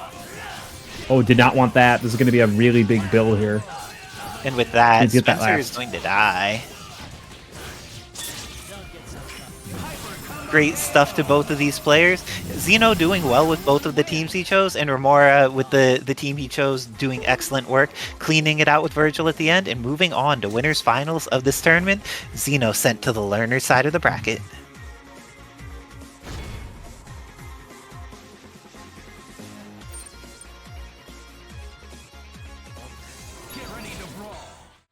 This is definitely an assist-based game here. Both players really good rushdown characters that rely on a little bit of an opening from their assist. And I think that's like, it even shows, is Evil Ryu is effectively the other Sentinel assist with that red fireball that travels so slowly, but also Sword, really proficient in long limb characters at some risk. Indeed, and getting this confirmed they need in order to be able to clean up this Cammy. Ooh, oh, didn't get the rest of the confirmation, and because of that, oh, the tag back into Hulk. This may be the end of Sword's life, looking like Orange Hulk gonna take lots of damage. Has the OTG available. I guess no assist, ends up going into the microwave. Will microwave kill on its own, or does it need a DHC? This is fine though. He has very few escape routes, no armor. Ooh, I like that baiting with the doll kick and then going for the confirm, using the drones to keep themselves safe. Yep, knocks down the special cancel. A little bit of mind games. Goes a long way, it looks like. Yeah, the charging move combos when you're close in the corner with missiles, but it looks like PA Sword got pushed a little too far away, and now Evil Ryu going down, but there's still a good half of X Factor left for Strider. Still spent a lot of bar there, so some problems going to occur, but not enough to stop killing Cammy. Oh, the PA Sword wanted to put some tension on the line there, but Shadow Lady here, I think that Bird Bomb is very hard for her to deal with, but ends up just getting the Air Dash S on controlling Strider there. Hits with the drill, gets the confirm afterwards, has access to Air level 3. Lets it rip? Oh, doesn't let it rip. Just a little too long in that last part. Because of that, PA Sword going to be able to build the meter here, goes into just a Brionac, is that the Air Super? Brionac, But, oh, okay. And with that, they're all has named access after to level legendary 3. swords. I don't actually know the legendary sword Brionac. What mythology is that from? Oh, shoot. I'd have to look that up. Not off the top of my head. But speaking off the top of the head, goes from high to a low, and that is enough to put the robot down. Speaking of a legendary sword, PA Sword working on their way to being a legend here, killing off that Sentinel. And Sword immediately ready to get back into it. Their Strider definitely was clutch there and was able to make good decisions in scary situations. Let's see if Mimikyute is going to be able to either acquire more advantage or be able to hold on to it a little better this time against the power of PA Sword. Ooh, has 2.5 meters on deck. Going to not have the drones quite confirmed there, but gets to the other side and has the mix on orange health. Will they be able to get the kill? Decides to not invest any assists, just get the super. Wow, what a bait. A lot of bar? We're seeing these drones just not quite be fast enough to get the confirm. I feel like if they were the speed of Marvel 2 Sentinel drones, this would be the perfect timing for that combo, but then with base game Sentinel, the drones move just a little slower, so it's not quite the combo. She jabbed over his head how many times, Wizardton? 4 total at this point? Oh. Oh, but we've seen what happens when you let Strider live. This is the end of Cammy, and her X Factor's wearing down too. Mini Orbs activated. Nice try, kid, but Frying Pan gonna stop it all. It's like, so in the future you have these light-based constructs that are able to hit people. What about if we have a robot with a giant spiky frying pan? Does that work with your future tech? It is like, well, I guess it's still effective, right? Oh, and it looks like PA Sword here going to the Wolverine Doom Vergil. The power of Mimikyute's double doll plus Sentinel just bringing out Sword's team here. Let's see. How do you think that Wolverine will do against Cammy? I think both of them are very scary melee characters. Feel like they're actually pretty evenly matched across the board tool-wise, but Mimi just ready.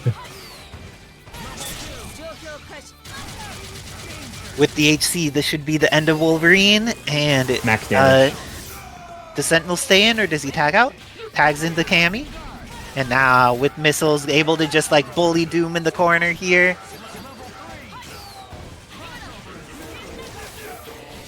Oh, got the layers, but still in the blender.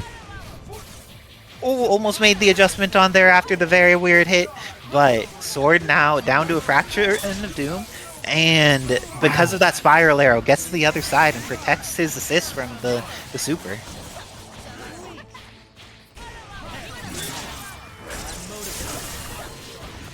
Ooh, the rapid slash. And both of them hold down back, ready to just block it out. Missiles almost stopped. Oh, that didn't connect properly. Cammy just really getting away with murder at this moment. Okay, spiral swords. Oh, the tag into Doom means that Doom will go down, but everyone on Mimikyute's team is bleeding. This is Vergil with X Factor. He doesn't have a meter available, though, which is a big deal for making his ability to control the situation far less scary. Oh, Now he's going to have that bar and get this kill here. Sentinel takes extra damage, so you can be assured it's the end. Decides to spend a bar, keep X Factor, and still has 1 bar on deck. This is looking great for Sword. And Cammy, do we believe? Double trigger. Could there be? Beam. X Factors. Ooh, Cammy goes down Sword as was an ready. assist. Okay, X Factor for both of them, but Mimikyute's is 2 and Swords is a 3. Oh, that's Wait, gonna is it gonna catch. It's not X gonna Factor kill, damage is but going to hurt a it lot. hurt. The anti-air with the lightning sphere. I don't see that move used very often. Good stuff to Mimikyute and calling it out. They must have expected Helmbreaker, and that was definitely going to always beat it. Oh, that was probably intended to be a throw there by Sword, but ended up just getting a hit with the jumping H instead. Ooh, almost happy birthday. And now... Cammy for a bruiser. Just really good chip. Ooh, and gets in there with the S after the dive kick. This is looking like it'll be potentially the end of Doom because plenty of meters available. Oh no! Went for something a little too complex, and then now Cammy's going to die. I'm gonna bring in Vergil. I would too.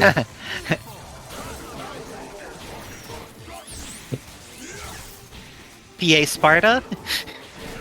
Oh, got the hit with the crouch light, but then didn't confirm it. Both of them, they're getting hits, but then not having them quite work out for turning into what they need to win the game.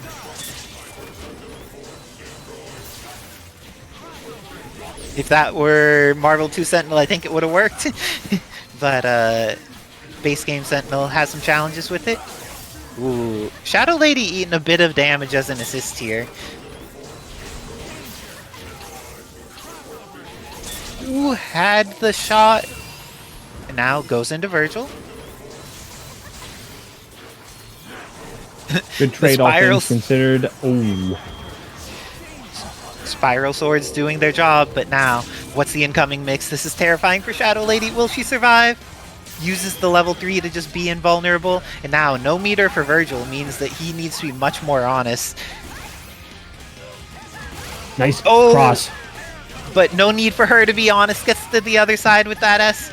And now kills off Vergil. One mix. Activates install. How are they gonna hit? Gets the hit. Gets another hit, but does not confirm. Missile super at any point, if they're ever safe, can kill here. Did just change modes into the Shadow. When you're on point, missiles from the special go away when you are hit. So he can't just put missiles on deck to try and confirm things. But the missile super on the hand does not. And PA Sword getting the throw. This is going to be the end of Shadow Lady, and the score is tied up 2-2. Great work by both of these players. We are getting so many great Game 5s this evening.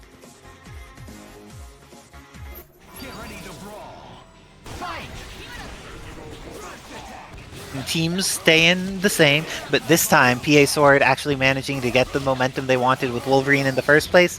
Has the hit, has 2 meters on deck. Invest 1 bar. Invest a second bar. I think she's still alive. Oh no, she is barely dead. They're gonna get out. And Mimikyute getting the rocket punch into super. And uses that as a way to tag in Shadow Lady. Plasma Beam cleans out the drones and Sentinel. Because of that, Sword's able to invest X Factor in killing this lady. No, he went for a TAC. Gets the kill on Shadow Lady, but not able to confirm on Sentinel. Ooh, perfect positioning. Sword was ready, and don't call him a comeback kid, but this teacher's always got a few more lessons in the back of his book. great work to both players, but Sword just clutching it out here. It looks like the base game tools working out for them a little bit better. And nice stuff to Mimikyute, sticking with their guns with the double dolls into Sentinel. Very great match to see. Great set. And that means Sword will move on. How do you think Living Legend's going to fight this ability to put stuff on the world from the air?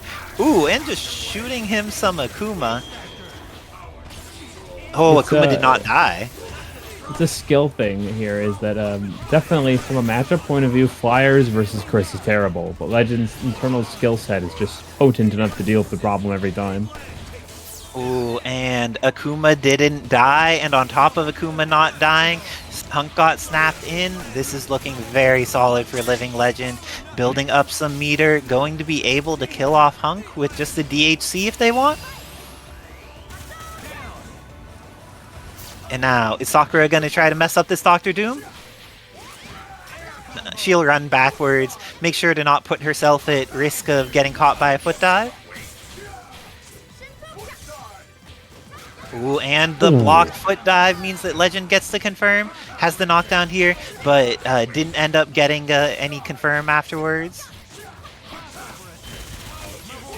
Ooh, great stuff by BLACKxAKATSUKI, using the orb as a confirmation, just getting that extra hit stun, and now, Akatsuki is going to be able to do this, I say 160, no, longer than that, 178. What are your thoughts, Wizard Tim? 140? Oh, he ended up going for super instead. Oh, and even with super, that was 150. Jeez. But now that means BLACKxAKATSUKI ready with all the meter they need on deck. Ooh, and has the hit on Chris. Level 3's available. Should be able to kill this character if they want. And that means that Akuma's coming in, but Living Legend, known for making Akuma comebacks, has X Factor, has 4 meters. Ooh, Ultron goes down and does so. Oh no, Ultron does not go down and gets the hit, but does not have the confirm on deck. Blast it through. All right, Doom to Akuma. Legend likes this matchup, I feel like, at this point. He definitely has most of the options from Doom plotted out and how to counteract them. And with that, the Akuma comeback is real. Living Legend getting a game on the board against BLACKxAKATSUKI. Let's see if there's any adjustments here by Akatsuki.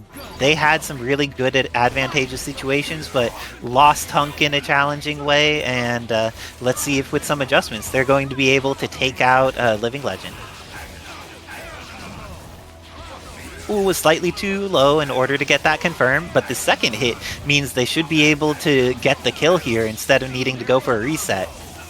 Oh, or they could TAC and reset. How do you feel about TAC resetting, but then ending up with all the meter in the world, Wizard Tim? If you have the confidence in the skill set, it's a huge part of the meta, always has been. But Parsec sort of suppresses it for a lot of players, so the fact that Akatsuki is making this work for him is definitely a point that he should be using it. Ooh, hits with the Tatsu. And the beam catches both. But now Ultron Sakura? trying to get to the sky. Bringing her back in so that way the Dark Akuma anchor is still available. I appreciate the persistence by BLACKxAKATSUKI instead of being like, oh, well, the snap didn't work, so I'm just going to give up on the game plan. Instead, snaps again, gets the hit on Akuma, and this beam should be able to get the kill without DHC, and now it's all up to Dark Sakura, and she hasn't even gone sunburned yet. Ooh, opened up like a mailbox on payday. Oh my gosh. It looks like BLACKxAKATSUKI making the adjustments, investing X Factor where it's important, and I really love his use of snap there. He didn't give up on the plan just because it went wrong once, making sure to do the thing that's a good decision, even if you've had challenges in executing it before. Incendiary grenade on point! Ultron is going to eat so much damage here. Oh, or maybe he will not. Maybe he will flip out, get the hit on Chris, and go for the snap on Akuma. Patience playing out here.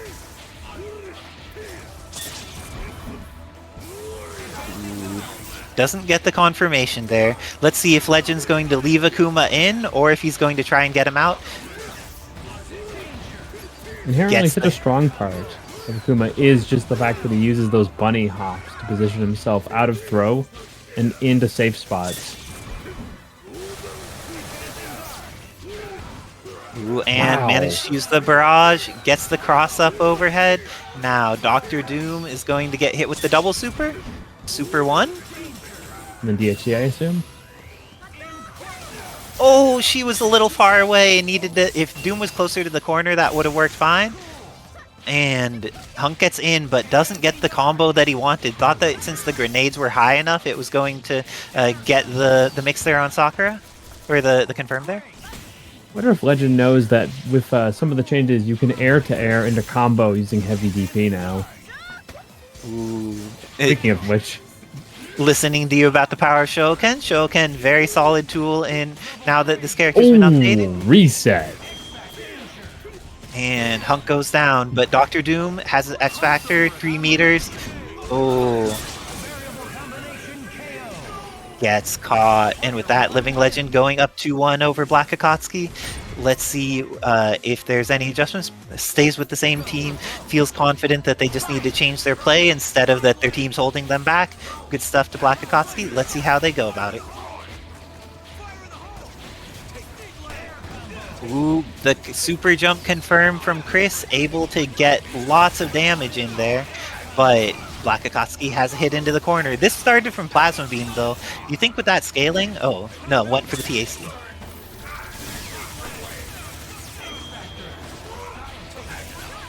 Ooh, didn't get their wave dash into launch. Ooh, has the hit here, and gets the drone as well. Going to be able to kill without spending any more meter. I like that test there with the crouch light. Ooh, okay, how do you think Dark Akuma is going to make this happen? I very much believe Sakura is a pretty decent assist to help cover some spots. Oh, Double now it's two Akumas? Two Kuma? Yep, double Akuma in the morning, my favorite new radio station, but oof. Oh, is that going to catch? Is it going to trade? Oh no, this is going to win for Ultron. It looks like the beam was just out of range for Akuma there. Ooh. Confirms on deck for BLACKxAKATSUKI, but not quite within chip range. And now he snapped so many times to prevent this situation, but still needs to deal with X Factor 3 Akuma.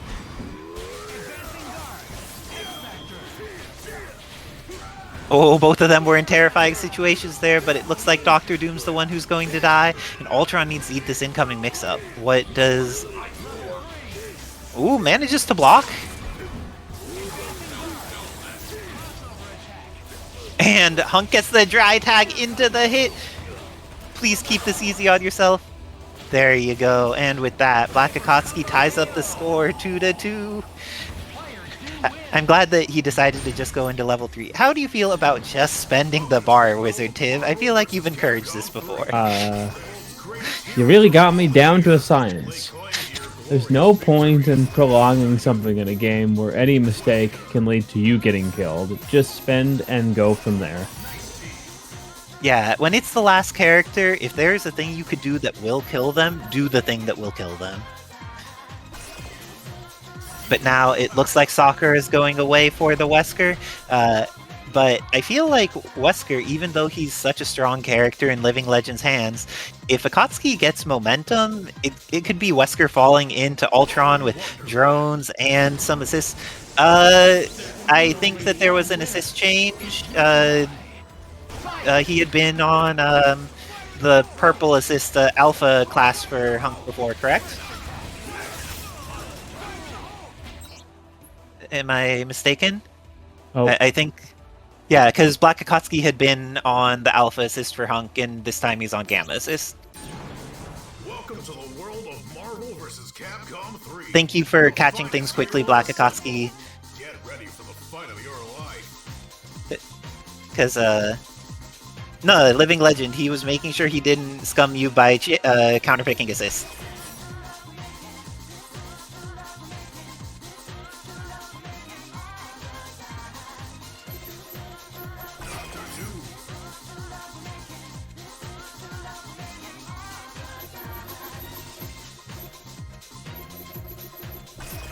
Like, that was him being honorable and respectful living legend, making sure to not take an unearned advantage because BLACKxAKATSUKI was being reasonable and respectful and then is getting back into this game now. And thank you to BLACKxAKATSUKI for, like, doing that, because I know some people just, like, they have some feelings on things. Oh, but it looks like these bullets are still quite powerful. Akuma getting shot as an assist a little bit. Just putting out these drones. I love the use of heavy drone against Chris, because he just kind of needs to hold it. He doesn't have a lot of stuff that hits that angle. Ooh, but got over the Magnum, and even though HUNK got hit, this is looking very good for BLACKxAKATSUKI.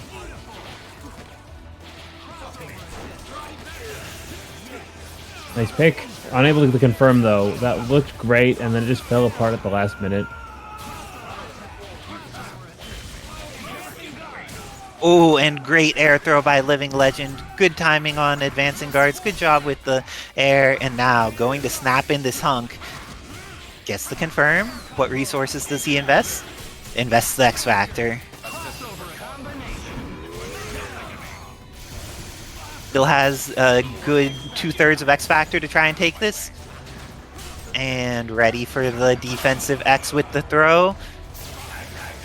Oh. And great air dash down by BLACKxAKATSUKI to get that punish on the opposite side so immediately, saving so much X Factor time, gets the kill, and is going to be at advantage here against Akuma.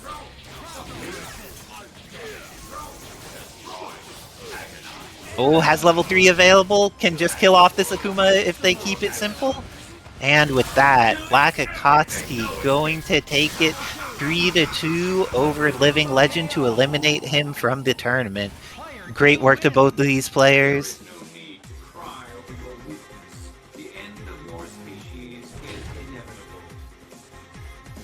And with that, I think that means I need to hop on against Edsadiet now. Good luck and have fun. Alright, what we seeing? As I said, this character, it's back. Isicera has not played heavy into Spider-Gwen for a long time, so I'll be curious to see if she found new things. Yeah, Spider-Gwen got nerfed, so her web zip is pretty like regular Spider-Man's.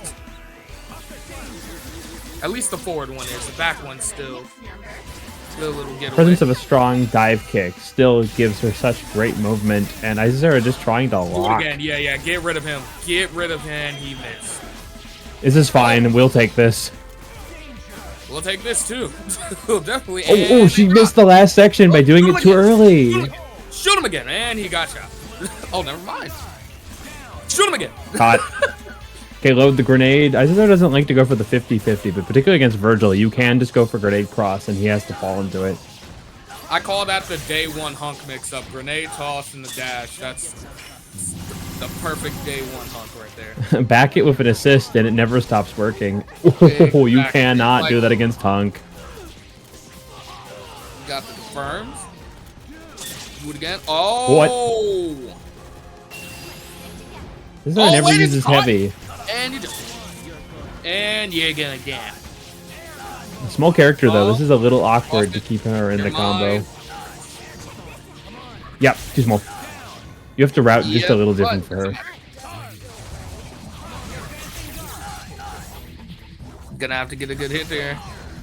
Shot him out of rapid flash. That was kind of funny. Shoot him! Super? Shoot him! Oh. Oh, he X-Factor! That was a good X-Factor! Alright, Shadow Lady can do this pretty easily. It's just a matter of using that. And you got rapid slash. Oh, you almost got him killed. You're going down. Oh, that onslaught assist. I would recommend, I do not recommend missiles, actually. Oh my gosh. Oh my lord, what? She's very low to the ground. So the most punishable thing Isicera's done this entire game. And you're still missing. Rapid slash is the hitboxes for those slashes will kind of go up or down. So she low profiled the first ones, which were the high slashes. Oh no, here we go. Better hope she can birthday. This is like Spider-Man. Shockwave. She can now because of Shockwave, yeah. This isn't killing Onslaught or Cyclops, but this is a good amount of damage. Oh, we're X Factoring. Oh boy. No, you should just freaking. Oh. Easy Yeah, blocks. always worth it. Very long super duration. You don't have to advance guard at all, Isicera, but either way, you still got. Oh my gosh. Them boys in the back are bleeding, and for some reason they pressed in the middle of round trip. Oh no.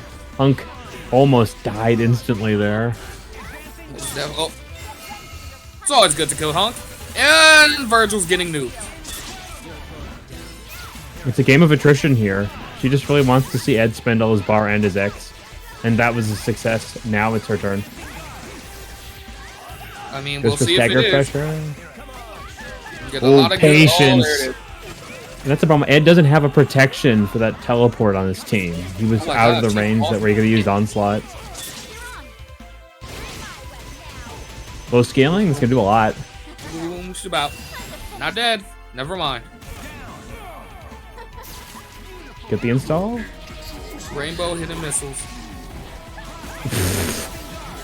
Oh wow, that was a goofy hit. Oh my gosh. Multiples. Again, don't see it coming. With the and hop.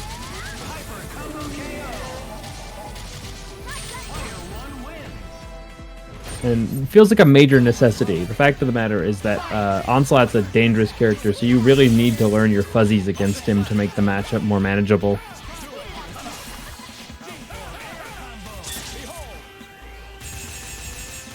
A good pick. Not going to get too much damage, but that's very favorable in the neutral.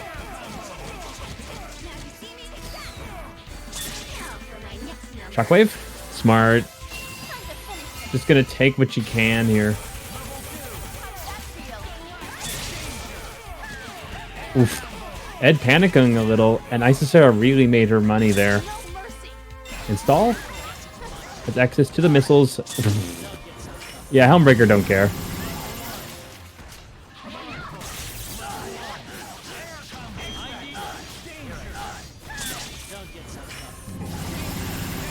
Oh, Isicera smashed a button there. Unfortunate. That could have been a punish. But now into the blender. This is real bad for her anchor. HUNK coming in on true magic pixel energy at this moment. Recognize that they may not have kept Vergil in that combo. Just slowed it down. This is fine. This character is so lethal. Well, a little less lethal if you keep dropping, but this is fine. He overcommits. Has grenade. Nice challenge.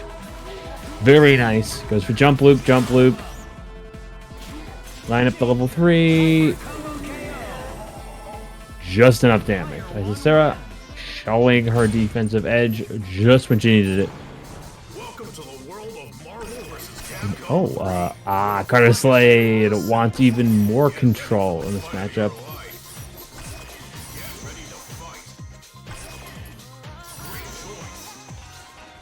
Metro City.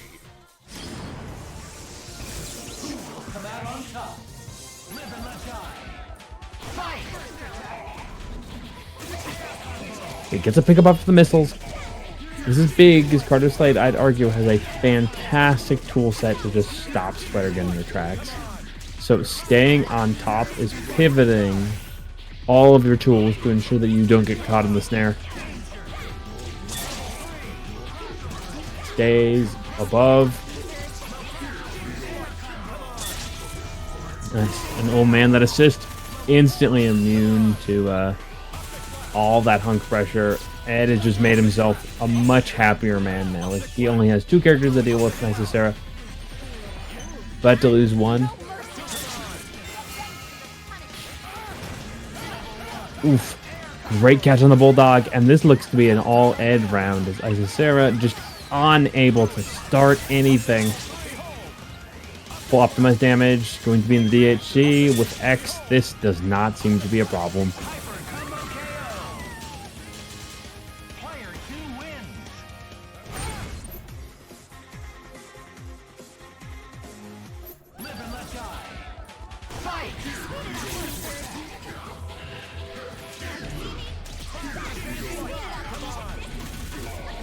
Just like Paul the HUNK, Isicera really had a decent start into the match, but the minute she lost her major assist, things just fell apart.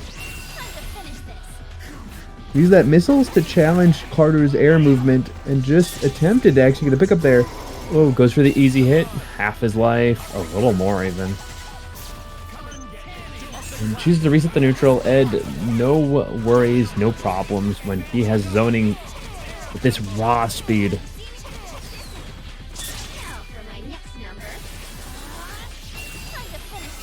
Going to be a long spend here. Not going to get a kill. He's going to just want him to put into that danger range. One rush. Good patience in the block. Isicera gets to the floor. Unable to actually get a full connection though. But Cyclops coming into a bad situation. Isicera going to line it up and use the assist to set the pressure. Really consistent here. Going to rely on that fuzzy again. But fantastic throw. Ed moving from a bad situation into everything he needs to start. Reach for the read here. Isicera just gets caught. Not sure if that was what specifically, but gonna use the hunk. Oh my gosh. Instantly godlike. Into the throw. Has level 3, so this is going to be a pretty simple pickup here, even if she doesn't kill, but that's enough. And the struggle so real. Isicera barely edging out Edsadiet. Definitely going to this match, the stubby normals on Evil Ryu make it a lot harder to pin down Lilith, which is I think exactly why Mimikyute has brought this character out.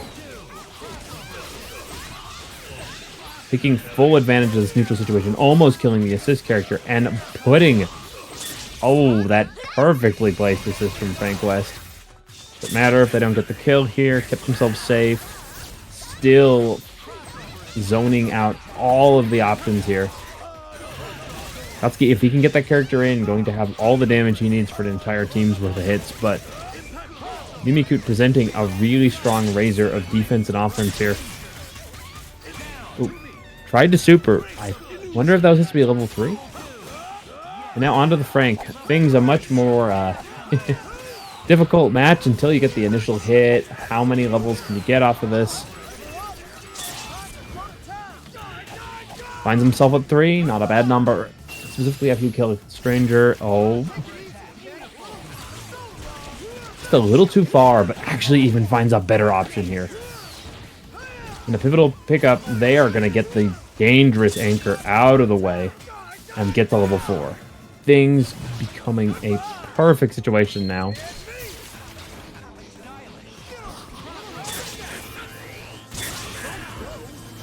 My god, funny face crusher. Had myself on the edge of my seat whether or not that was going to properly connect or the beam was going to hit first. But no, Mimi had the eye for that. And level 5 for Stranger. God, I think an X Factor, he doesn't even have to get out of block before he dies if how low his HP is. And with that, Mimikyute showing the power of what happens when Frank West gets leveled up, getting that damage in. How do you feel this Lilith Frank is likely to fare as BLACKxAKATSUKI continues with Evil Ryu here? Manages to get the start, but Flames of the Faultine also a very good assist. Actually, all of the assists on these teams are very good. Don't you agree, Wizard Tim? Yep. As I said, Akatsuki is running a team with 3 anchors, so X Factor is always a party. But I do think Evil Ryu has a lot of trouble with Lilith, because his normals are a bit stubby. And she's just small. And the double However, the beam. That was so much of Frank's life. His friend just was like, "Hey Frank, you want to come over?" And it's like Lilith is that friend that's like, she's gonna be drunk when you get there or something, because that did not work for Frank coming over. He is done. But gets the happy birthday the odd on couple in Capcom land.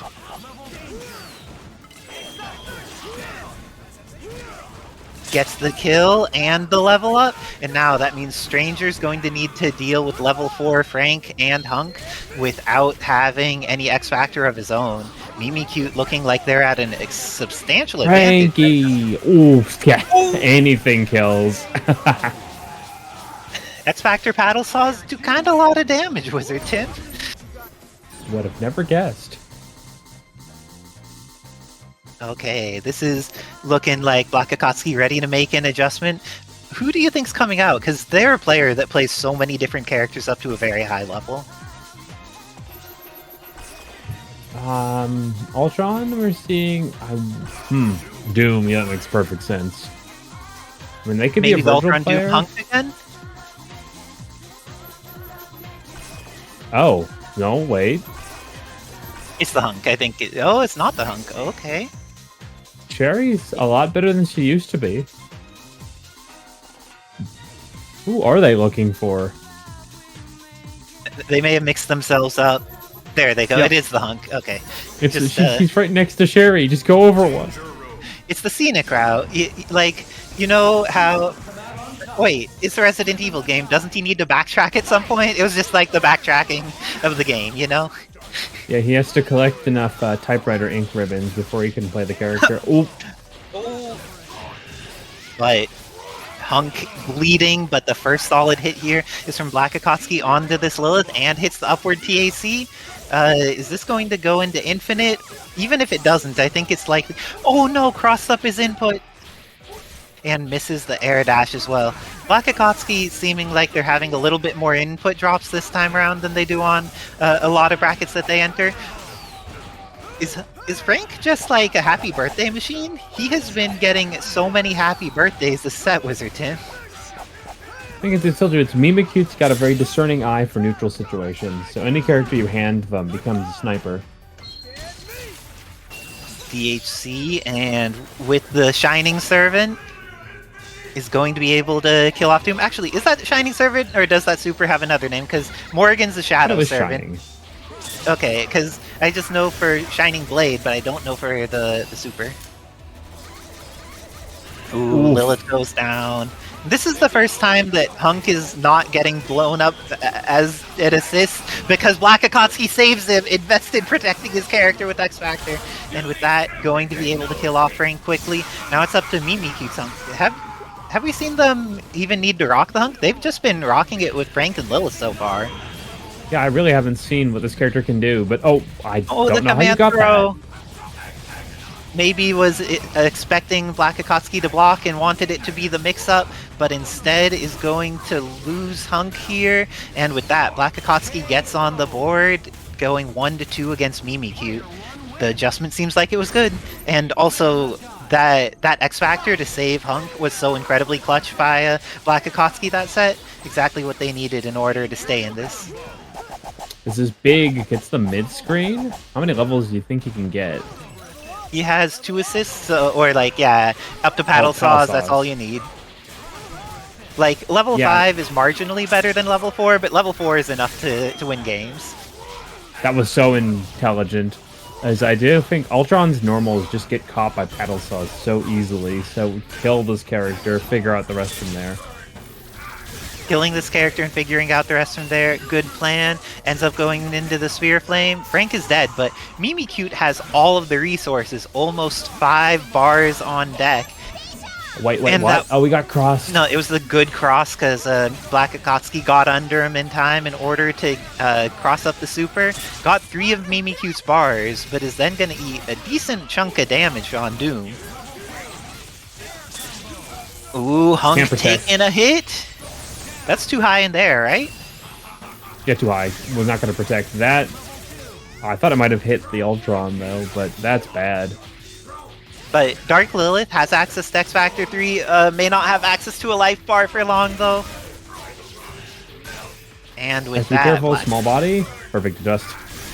Ties up the score. BLACKxAKATSUKI making the adjustment there. Ultron doing the damage there, and much more solid than the previous games. Mimikyute may also make an adjustment here. Cammy team, it's time to see what they're cooking. With S.T.A.R.S, Wesker, they haven't played this version in a while. Yeah, we've been seeing the Sentinel as the primary support earlier this evening, but it looks like the S.T.A.R.S Wesker is coming out in order to fight this Doom HUNK assist pairing.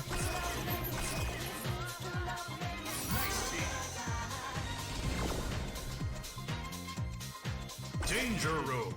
Mimikyute's confidence is always high on anything they bring out, so let's see what they do in this last round. Ooh, and that Shadow Lady assist will help prevent them from being mauled as much by the Ultron. Not enough, though. S.T.A.R.S and Footsie's still too strong. Able to get this confirmed, but it looks like... too weird. Gets the knockdown. Ooh, photons coming out. Oh, this is not safe.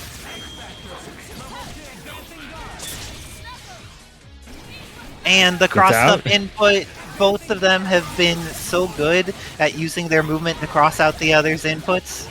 Oh, got caught. That's all X, though. But this team is bleeding pretty bad now. It is. S.T.A.R.S Wesker trying to get in there, activates X Factor very swiftly, and is going to get hit out of it. This means that this is very scary for Mimikyute. Down to just their anchor and X Factor's gone. And you believe in Shadow Lady? Shadow Lady can do this, but it's going to be a lot of work. That was weird. I love it. And is going to be able to follow up the level 3. Looks like they are in a solid position to win this set against Mimikyute. Level 3, and I don't think there's follow-up needed. Gets the kill, and BLACKxAKATSUKI takes it 3-2 over Mimikyute after going down 2 games. Oh, Mimikyute, Gateway Air Dashers, maybe not their favorite thing. But I'm going to have to hop off in order to play my match against Zeno. Good luck and have fun, Zeno. Though amazing overall. Alright, back to this kind of team. Isicera, I think, actually has a very good ability to just get through that shield. Spider-Gwen's inherent small and high-speed nature means it's going to be a lot harder to get these things started, even if the shield out. So, Mr. Right blessed with a lot of HP, and now Zeno has the full set. Isicera may just opt to go for a chip out. This team does grant her the ability to not play the neutral for as long as she wants because it. Now, this is a totally different game as turnabout mode comes into play. And it is a matter of block or die. Very good use of the double jump, but still caught by the fast strike. Very little throw is involved. It's just a multitude of different strike options now. Still, just a little left in the tank for a full level 3, but Isicera just blocks it out, and Zeno ends up going into the corner, overcommitting. Now, not gonna catch, force the level 3, X Factor, and yep, that checkmate situation benefits Isicera pretty much exactly to play there.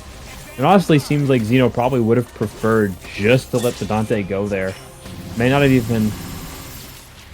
Because now, out of X Factor for Vergil, out of bar for Vergil, just very few options were available into an X Factor HUNK.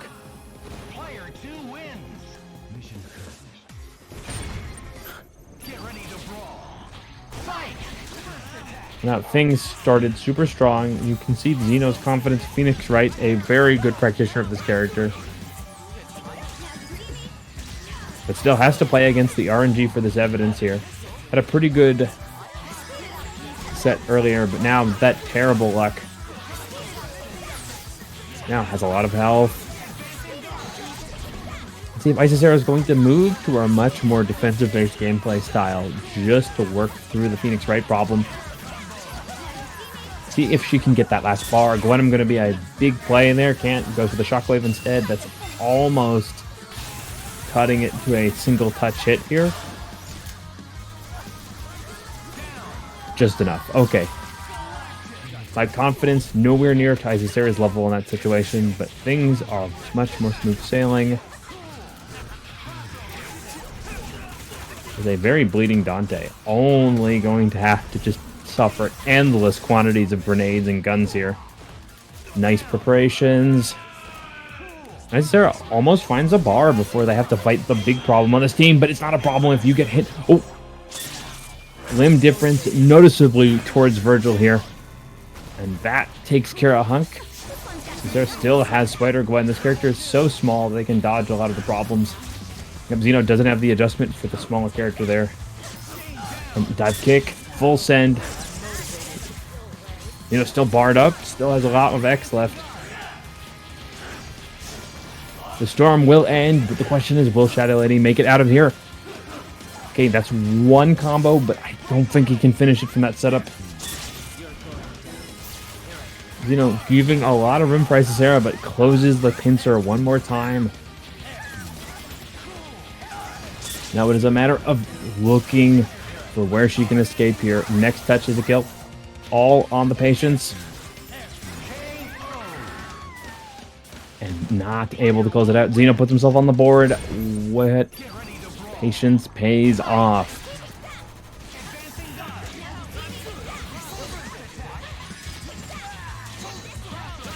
Isicera going to be using a thunderous multi-strike strategy. Just keep the pressure on. Don't let him move. Nice throw, Zeno. Ooh! Isicera getting a very rare opportunity to combo off of that throw because of that early catch. DHC for the finish.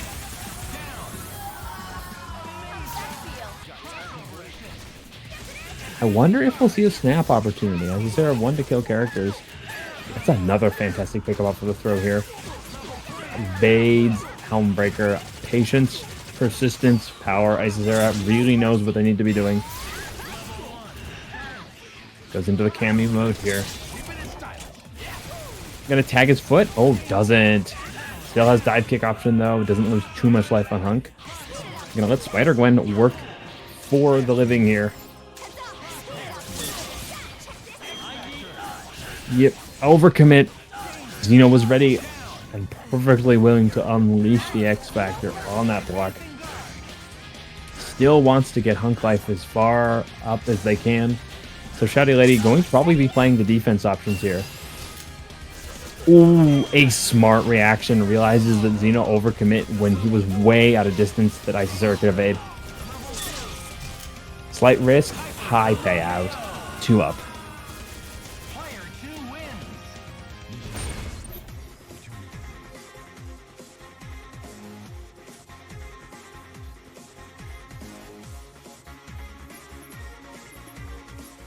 Zeno, are they going to swap it up? No, going to let it rock. Finish out Thor here. And now Isicera already has to deal with the possibility of turnabout. In fact, the actuality of turnabout, that's 2 characters. And this may be a 2-2 situation as Zeno takes most of that momentum, barely spending a bar. Shadow Lady already put into the pressure seat. X Factor possibly going to run out before the end of this hyper because it's so slow. But nope. Finds the kill.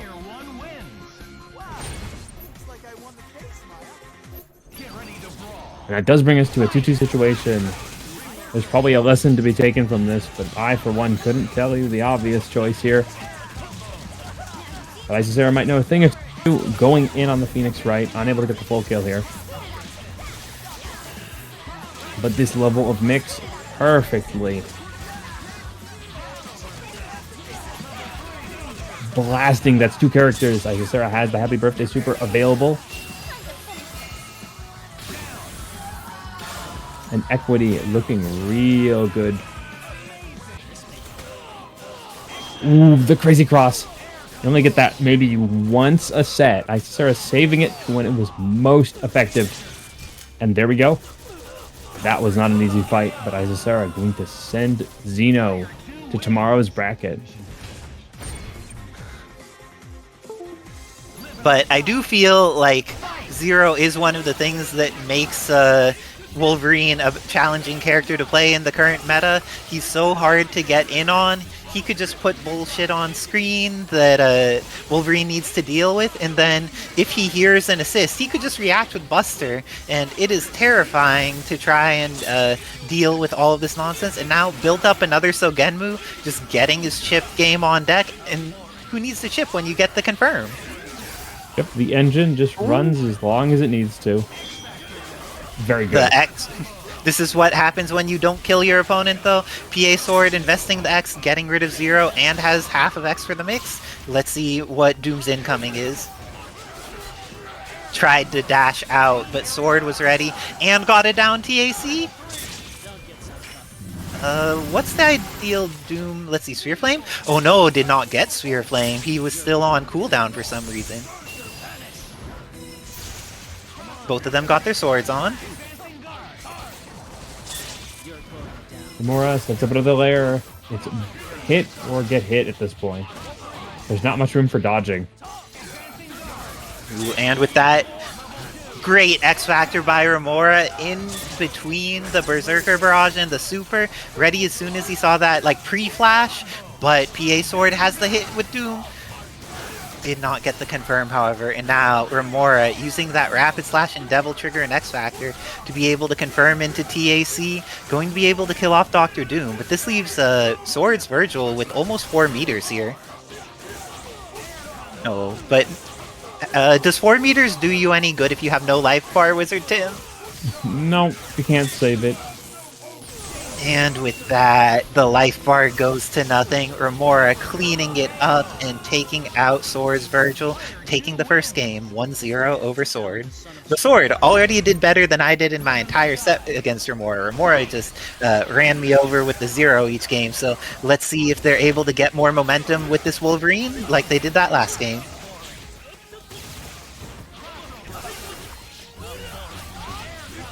Oof, that was an easy open, and this is going to be a dangerous kill.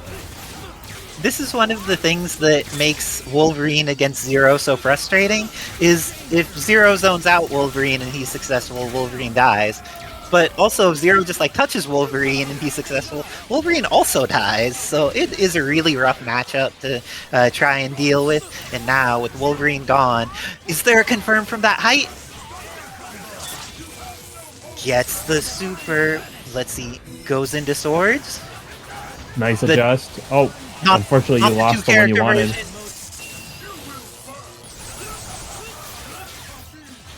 And great job avoiding the Plasma Beam afterwards there by Romora. Ooh, that chip is real. And confirmed with Genmu 0?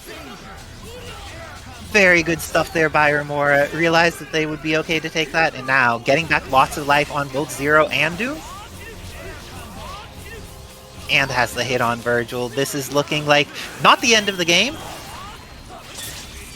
Great Buster to stop the Rapid Slash and the confirm on deck. Romora looking incredibly solid, and with that, going to go up 2-0 against Sword in the winners finals of this tournament, trying to see if he could make it into grand finals winner side.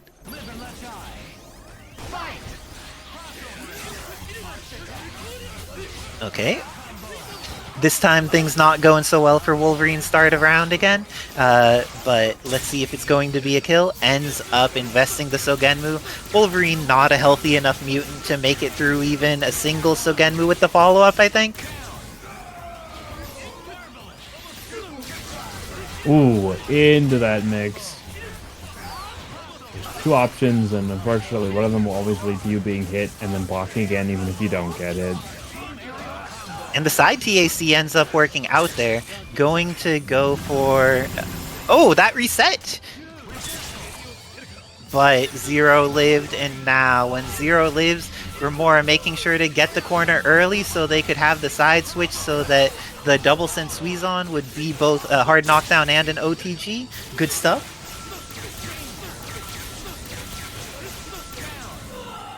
Also, shoutouts to Shoguns named Peter in the chat. Looks like we've got 2 of them, and they are both wonderful members of the community that we appreciate. So, thanks to the Peter Shoguns out there.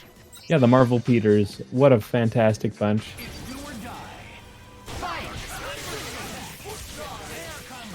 Instant pickup here. Key to success is just stopping S.T.A.R.S ability to maintain and control the space, going to immediately position themselves with this high damage output.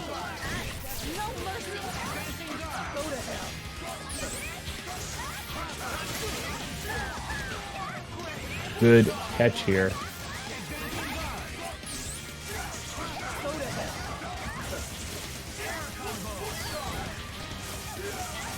Does he pick up here? Isicera tried to swing out of the situation, but Akatsuki making strong use of an air-based gameplay style. It gives him just enough time to react to a lot of things he does, and now HUNK, easily a bread maker, capable of winning here, but takes a lot to win bread, as Akatsuki is just going to slow this down to the biggest crawly they can.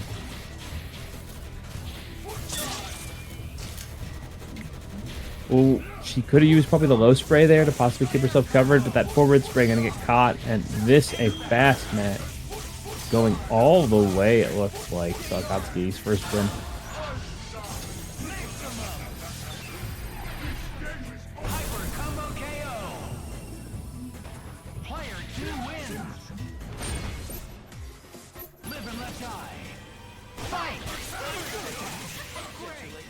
And instantly jam session.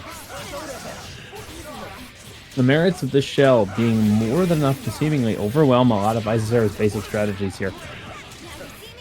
Lying down that HUNK assist, but has to be careful. Oh my god. That delay of the flight and then punishing on the assist. Akatsuki really hitting a very observant and responsive style. Something you normally see from players like Ray Ray.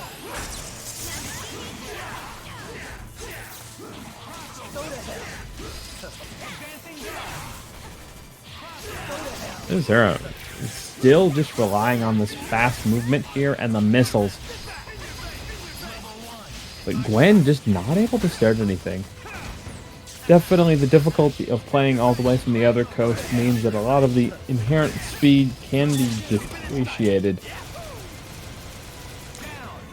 And is this exactly where Akatsuki seems to be taking his advantage? Not really the speed, but it's these positions where Isicera just has trouble keeping up.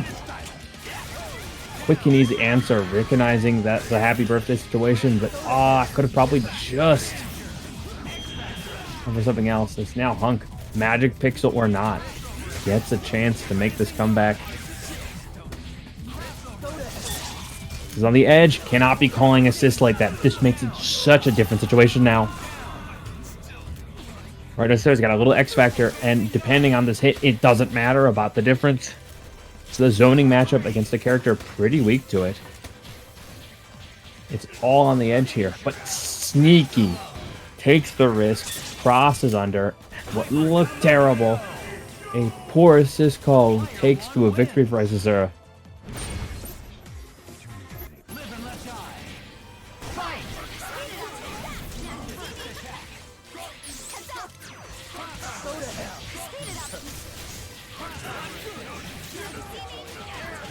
Nice pickup here, Isicera making more of an effort here to just evade jam session. But wow, Akatsuki even under a little bit of latency. Perfect play there. Takes him all the way in, and all other than that assist pickup. Almost a flawless touch of death there. Shockwave. That's how that's going to work. No durability means that Dante wins.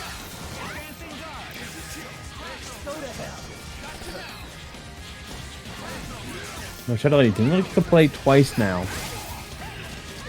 But this time, finds a good hit on Dante. Let's see how much bar they're going to build for this.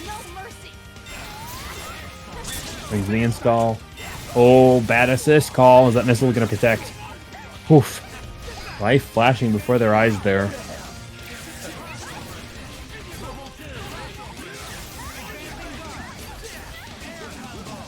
And does the kick here? Dante getting perhaps a little greedy twice now, but this one actually pays off. Mischief, yes, but managed completely. Isicera, the same exact thing, just wants to bait overly aggressive play from Akatsuki so that they can make a punish here. A little difficult to get the top of the ropes there, and Akatsuki, meanwhile, finds a great jam session pickup here. Doesn't have to take too much more, but ow, no. Isicera took a huge gamble, and it didn't pay off. Possibility of getting it, but just too far.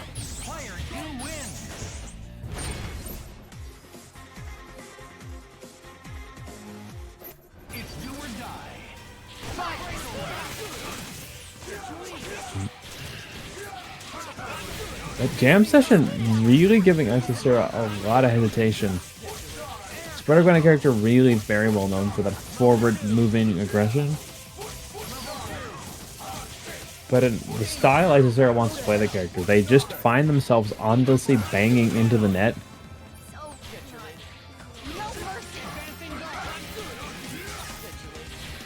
And with only one last match possible, there's definitely going to be a major adjustment to allow things like the Shadow Lady to push a little bit harder. Get the full extend, unable to get any more than that though, but... Okay. As he brings in the Dante here.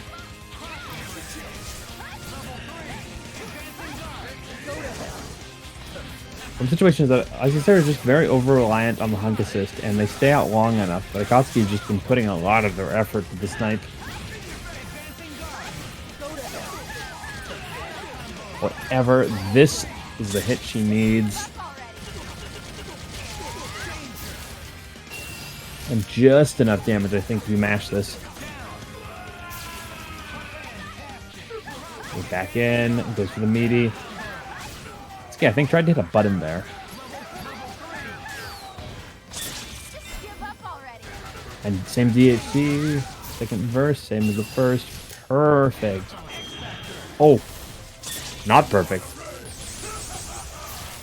Small jinx may be coming back to bite Isicera here, but Akatsuki spending a lot of bar and flailing just a little bit more than I thought they were. Thought they had complete control of the situation, but Isicera really able to etch out just a little space to work with. Luckily, DMC5 Vergil, a powerhouse character in his own right, but just not as terrifying at point-blank swords as base. And, oh, overcommit. Probably got caught in the dash there. Means that HUNK able to possibly completely close out this. Still has Shadow Lady in the back, so if it's a matter of blocking or punishing, Isicera had the advantage state. In 22 seconds on the clock, we are moving into a last match situation here.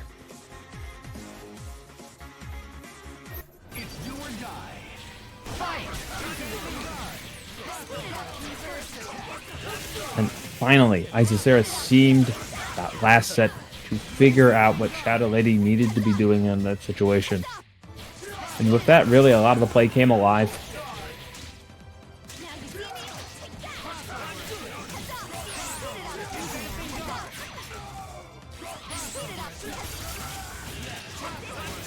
There we go. Things looking better. Happy birthday. Gonna have 3 bars to work with here. Into the beam. Finish them off.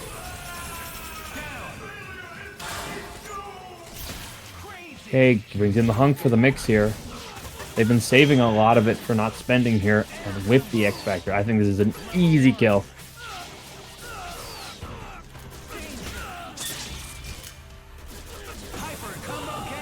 And such a close set comes to a crashing close. Isicera staying in. Ooh, great marble.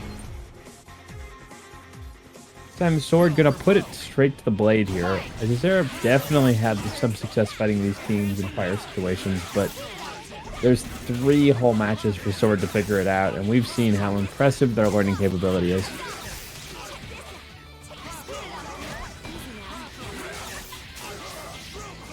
This time, Wolverine's speed and relentless force more than capable of just keeping Isicera from doing much just for Gwen. Or missiles, gets the extension into the connection here.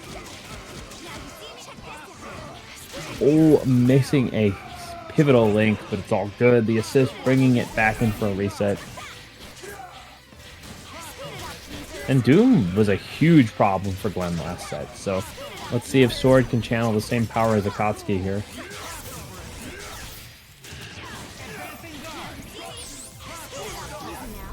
Ooh, patience on the foot dive, pick up off the missiles, just not able to get a full confirm. Landing of buttons. Nero knows the risk situation, but that fast speed Gwen possesses means that they can just stick to this character until they finally die. Gets the hit they were looking for. Off of an air connect, they had to go into super pretty early. Still has the option set the neutral from the replay option there, but no reset, no replay. S.W.O.R.D going to let loose the demon, realizing they can't just stay in that persistence for too long. The factor about Marvel is, in addition to offensive life burnout, mental burnout is a thing.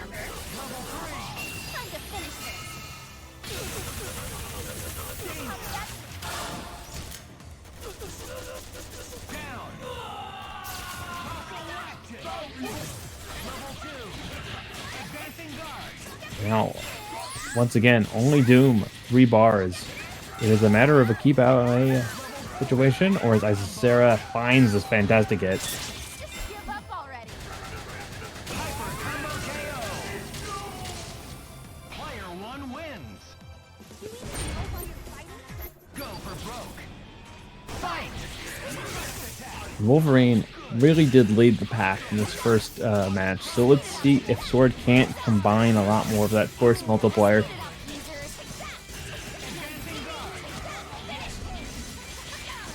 Overall, the respect for the pressure from Spider-Gwen is beginning to fall a little apart, which is why Isicera is just taking advantage of the situation. Frame traps are just coming more and more often from Isicera as she realizes that S.W.O.R.D is becoming a little over antsy.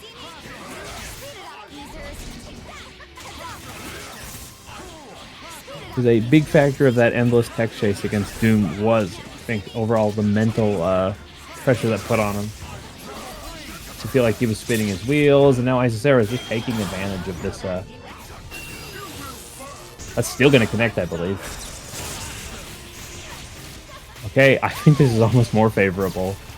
We have a little bit of X Factor and Gwen on left.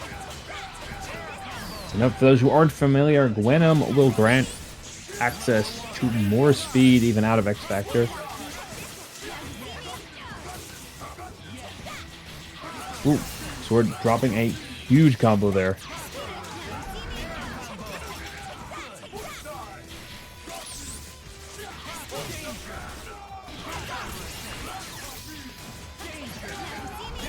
Gets opened up on that crashing low. So just taking advantage of the speed up. Players thought they were ready, and now it is much worse. Character becoming an even more severe version of herself. So they're out. Defending of the swing here. Dive kick. Ooh, Wolverine says, I got still one better on you with that. Now, Isicera really has just layered her offense enough that she has felt pretty comfortable going into all of this.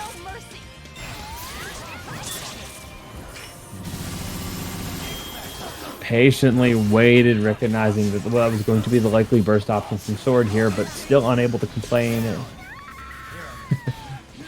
The way I have about how just many more layers are available. And gets the catch. Player 2 wins. Go for broke. Fight. And just the game we play, Vergil, the true closer to everyone else being his bridesmaid here. But Isicera ready to go back into that. Recognizes exactly where that likely fell apart, and definitely probably has already come up with a solution to fix it. Though it would have been a lot easier if they managed to get that punish.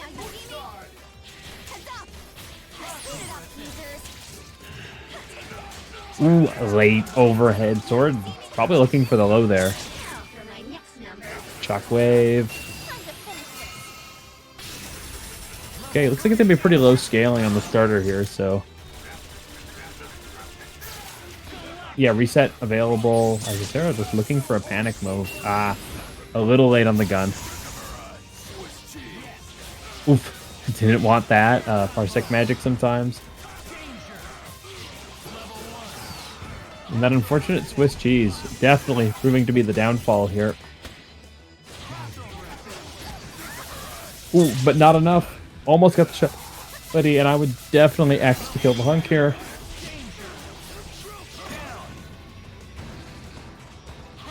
And the Scary Anchor now quite managed. Isicera smelled he was going to go for a long commitment there.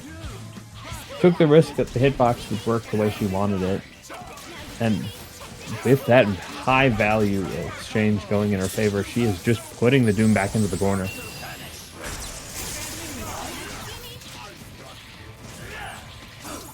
still very afraid of this character. Gets caught. But Sword doesn't have X, which means you can at least expect he'll have to spend to get this kill.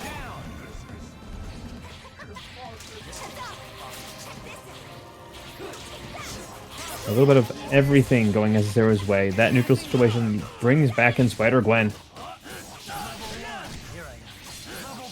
And Sword, once again, has to spend it all if they want the kill here.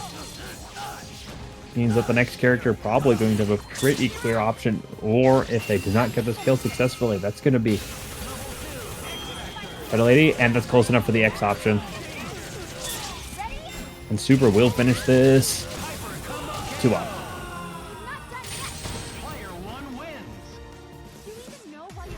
I think for this last one, I'd like to see Sword head to character select, just like that, and catch his breath. That's right, the third chapter. The superheroes are all here. We know overall he has all the tools to take care of this problem, but it is definitely a situation of spinning his wheels that's got him caught in the wrong sort of options and energy for this. He needs to quickly assess his breath, focus back in, and he'll be ready to take the situations once he gets back.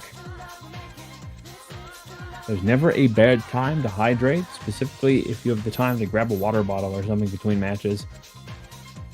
And with Romora sitting in grand finals, stamina should be a major concern.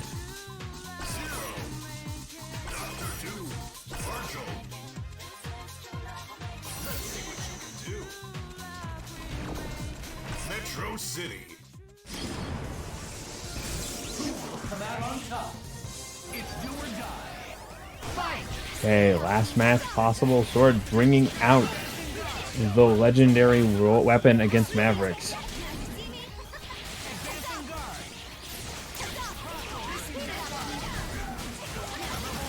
Win or lose, this is a good play for both players. This could either be Sword's option to get ahead or Isicera's opportunity to be warmed up against Zero as she goes against one of the Zeros.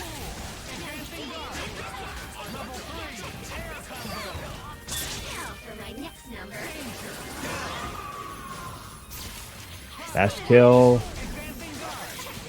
Using the DP to get the check here.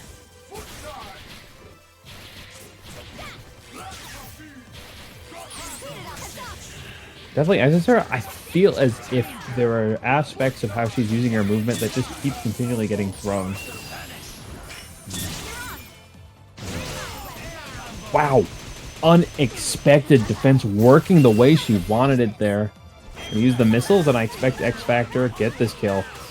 Not sure any of us expected that to be exactly as she did it. Oh, too far, but it's even better. 2-for-1 special, the blue light, fully on it, Kmart here. She successfully blocks the burst. And now, smartly staying at the top of the screen, making it as hard as possible for Sword.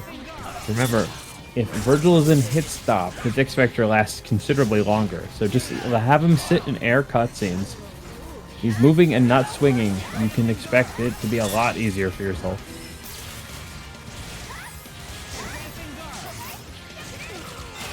Wow.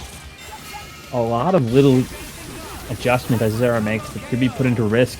Instead, played huge into the reward in that last set.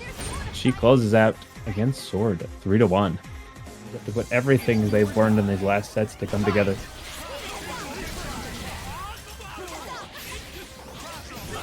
Possibly a great thing about Sword picking 0 in that last set is Isicera got a feel for the movement.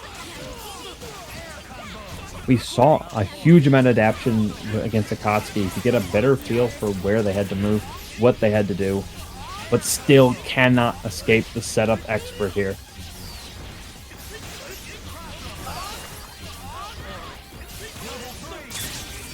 For those who do not recall, the first match Isicera thought of the night was Romora. She put all she could, but it was definitely a definitive fight. Now, with all of those matches, all of the players she had to fight, a full stack, let's see if it's the difference.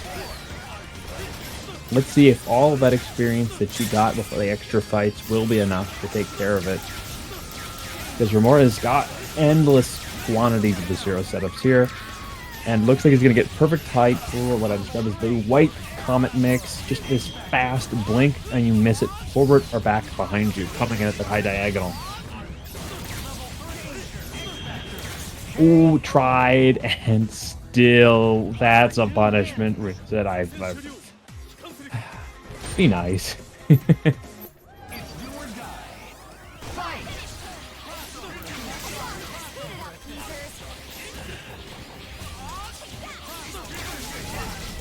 Now,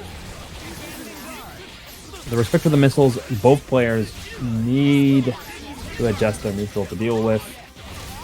Overall, Doom has much better coverage with more missiles and better tracking. However, the fact that Shadow Ladies come in a little bit faster can definitely disrupt a lot of players' persistent expectations. Both players are gifted with an incredibly good high flow off of lower mid to mid heights. And missiles, Romora forgetting those track. And one hurdle at a time. Isicera seeing if they can try out all of that new anti-Doom movement they've been putting into play here. Gets the connection here, and not able to get a full punish. Uses the snap, recognize the threat. Romora reads the response, but actually, fantastic meaty.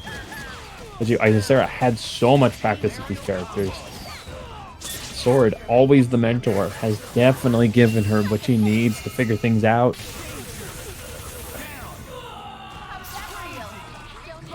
Now, just the Doom here.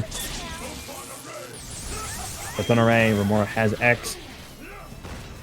In the fast speed, relentless offense here. Not a character that's talked about as often, but Romora's Doom, always one to come to the party fully prepared. Nice adjust. Okay, going to get access to the missile mix here. Isicera did a great job to stagger there, but Romora, an expert in recognizing his sequences and what layer he's on. Knew he could just go for that setup and bait Isicera with either a block into missile mix or get hit and still get the missile mix. 2 up.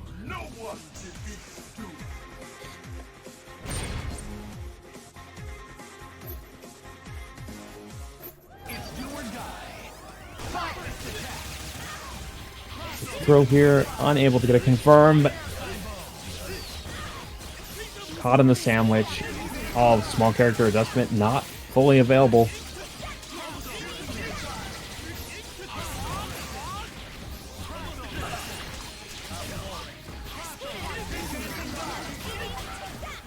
And this is the perfect situation here. Has to rely on missile to missile conflict.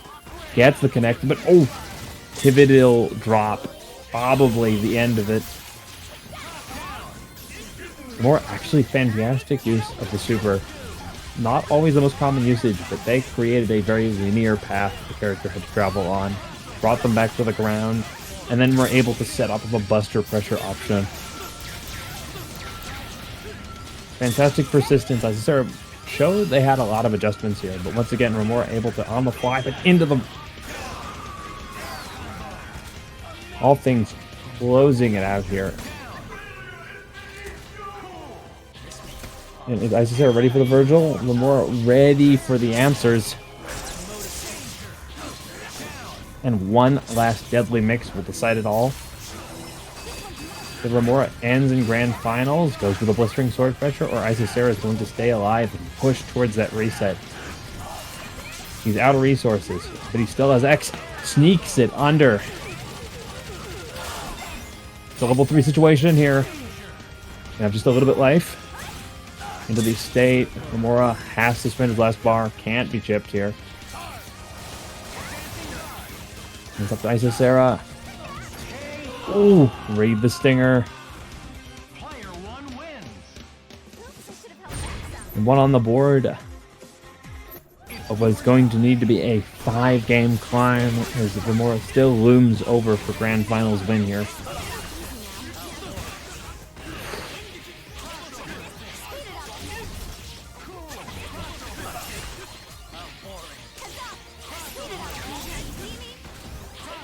Patience.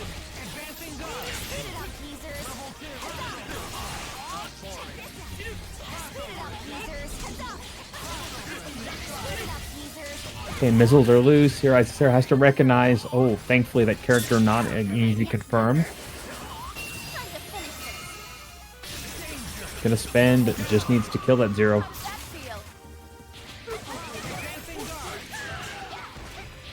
Good read on the situation. Got a nice little hit, and Isicera are going to have to X to kill the Doom.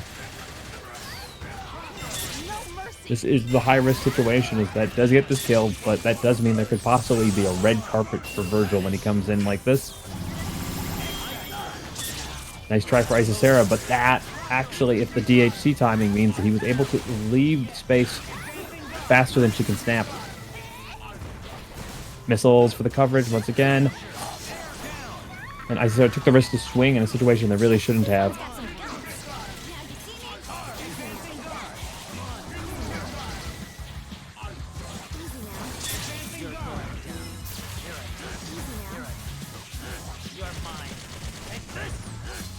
Okay, fine extension here. Finds the reset. I asked how he was going to kill, but Romora already quicked the solution here. And HUNK has to play to these missiles. Ooh, unsafe teleport.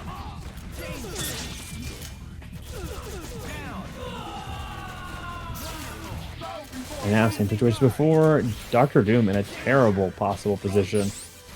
Much like Deadpool, this kind of gun control, something he really has trouble bypassing. Next bullet will be his death. Over, Romora schemes, but unable to reach. 2 up, Isicera climbing such a difficult slope.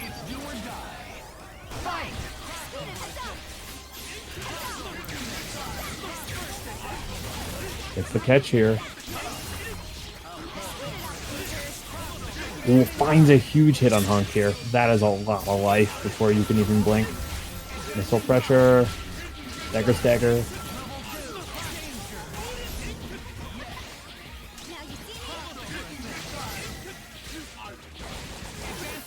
Has to recognize. Isicera finds the escape here. Able to use that shockwave into missile release. As a full-on escape option, but Romora just gonna let that play out. Recognizes that meaty situation and would rather just let the neutral reset.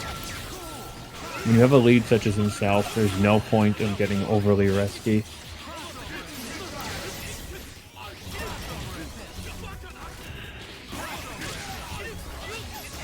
Nice adjust. Plays the defense, but oh, Isicera mashes a little too hard. Got what they didn't want.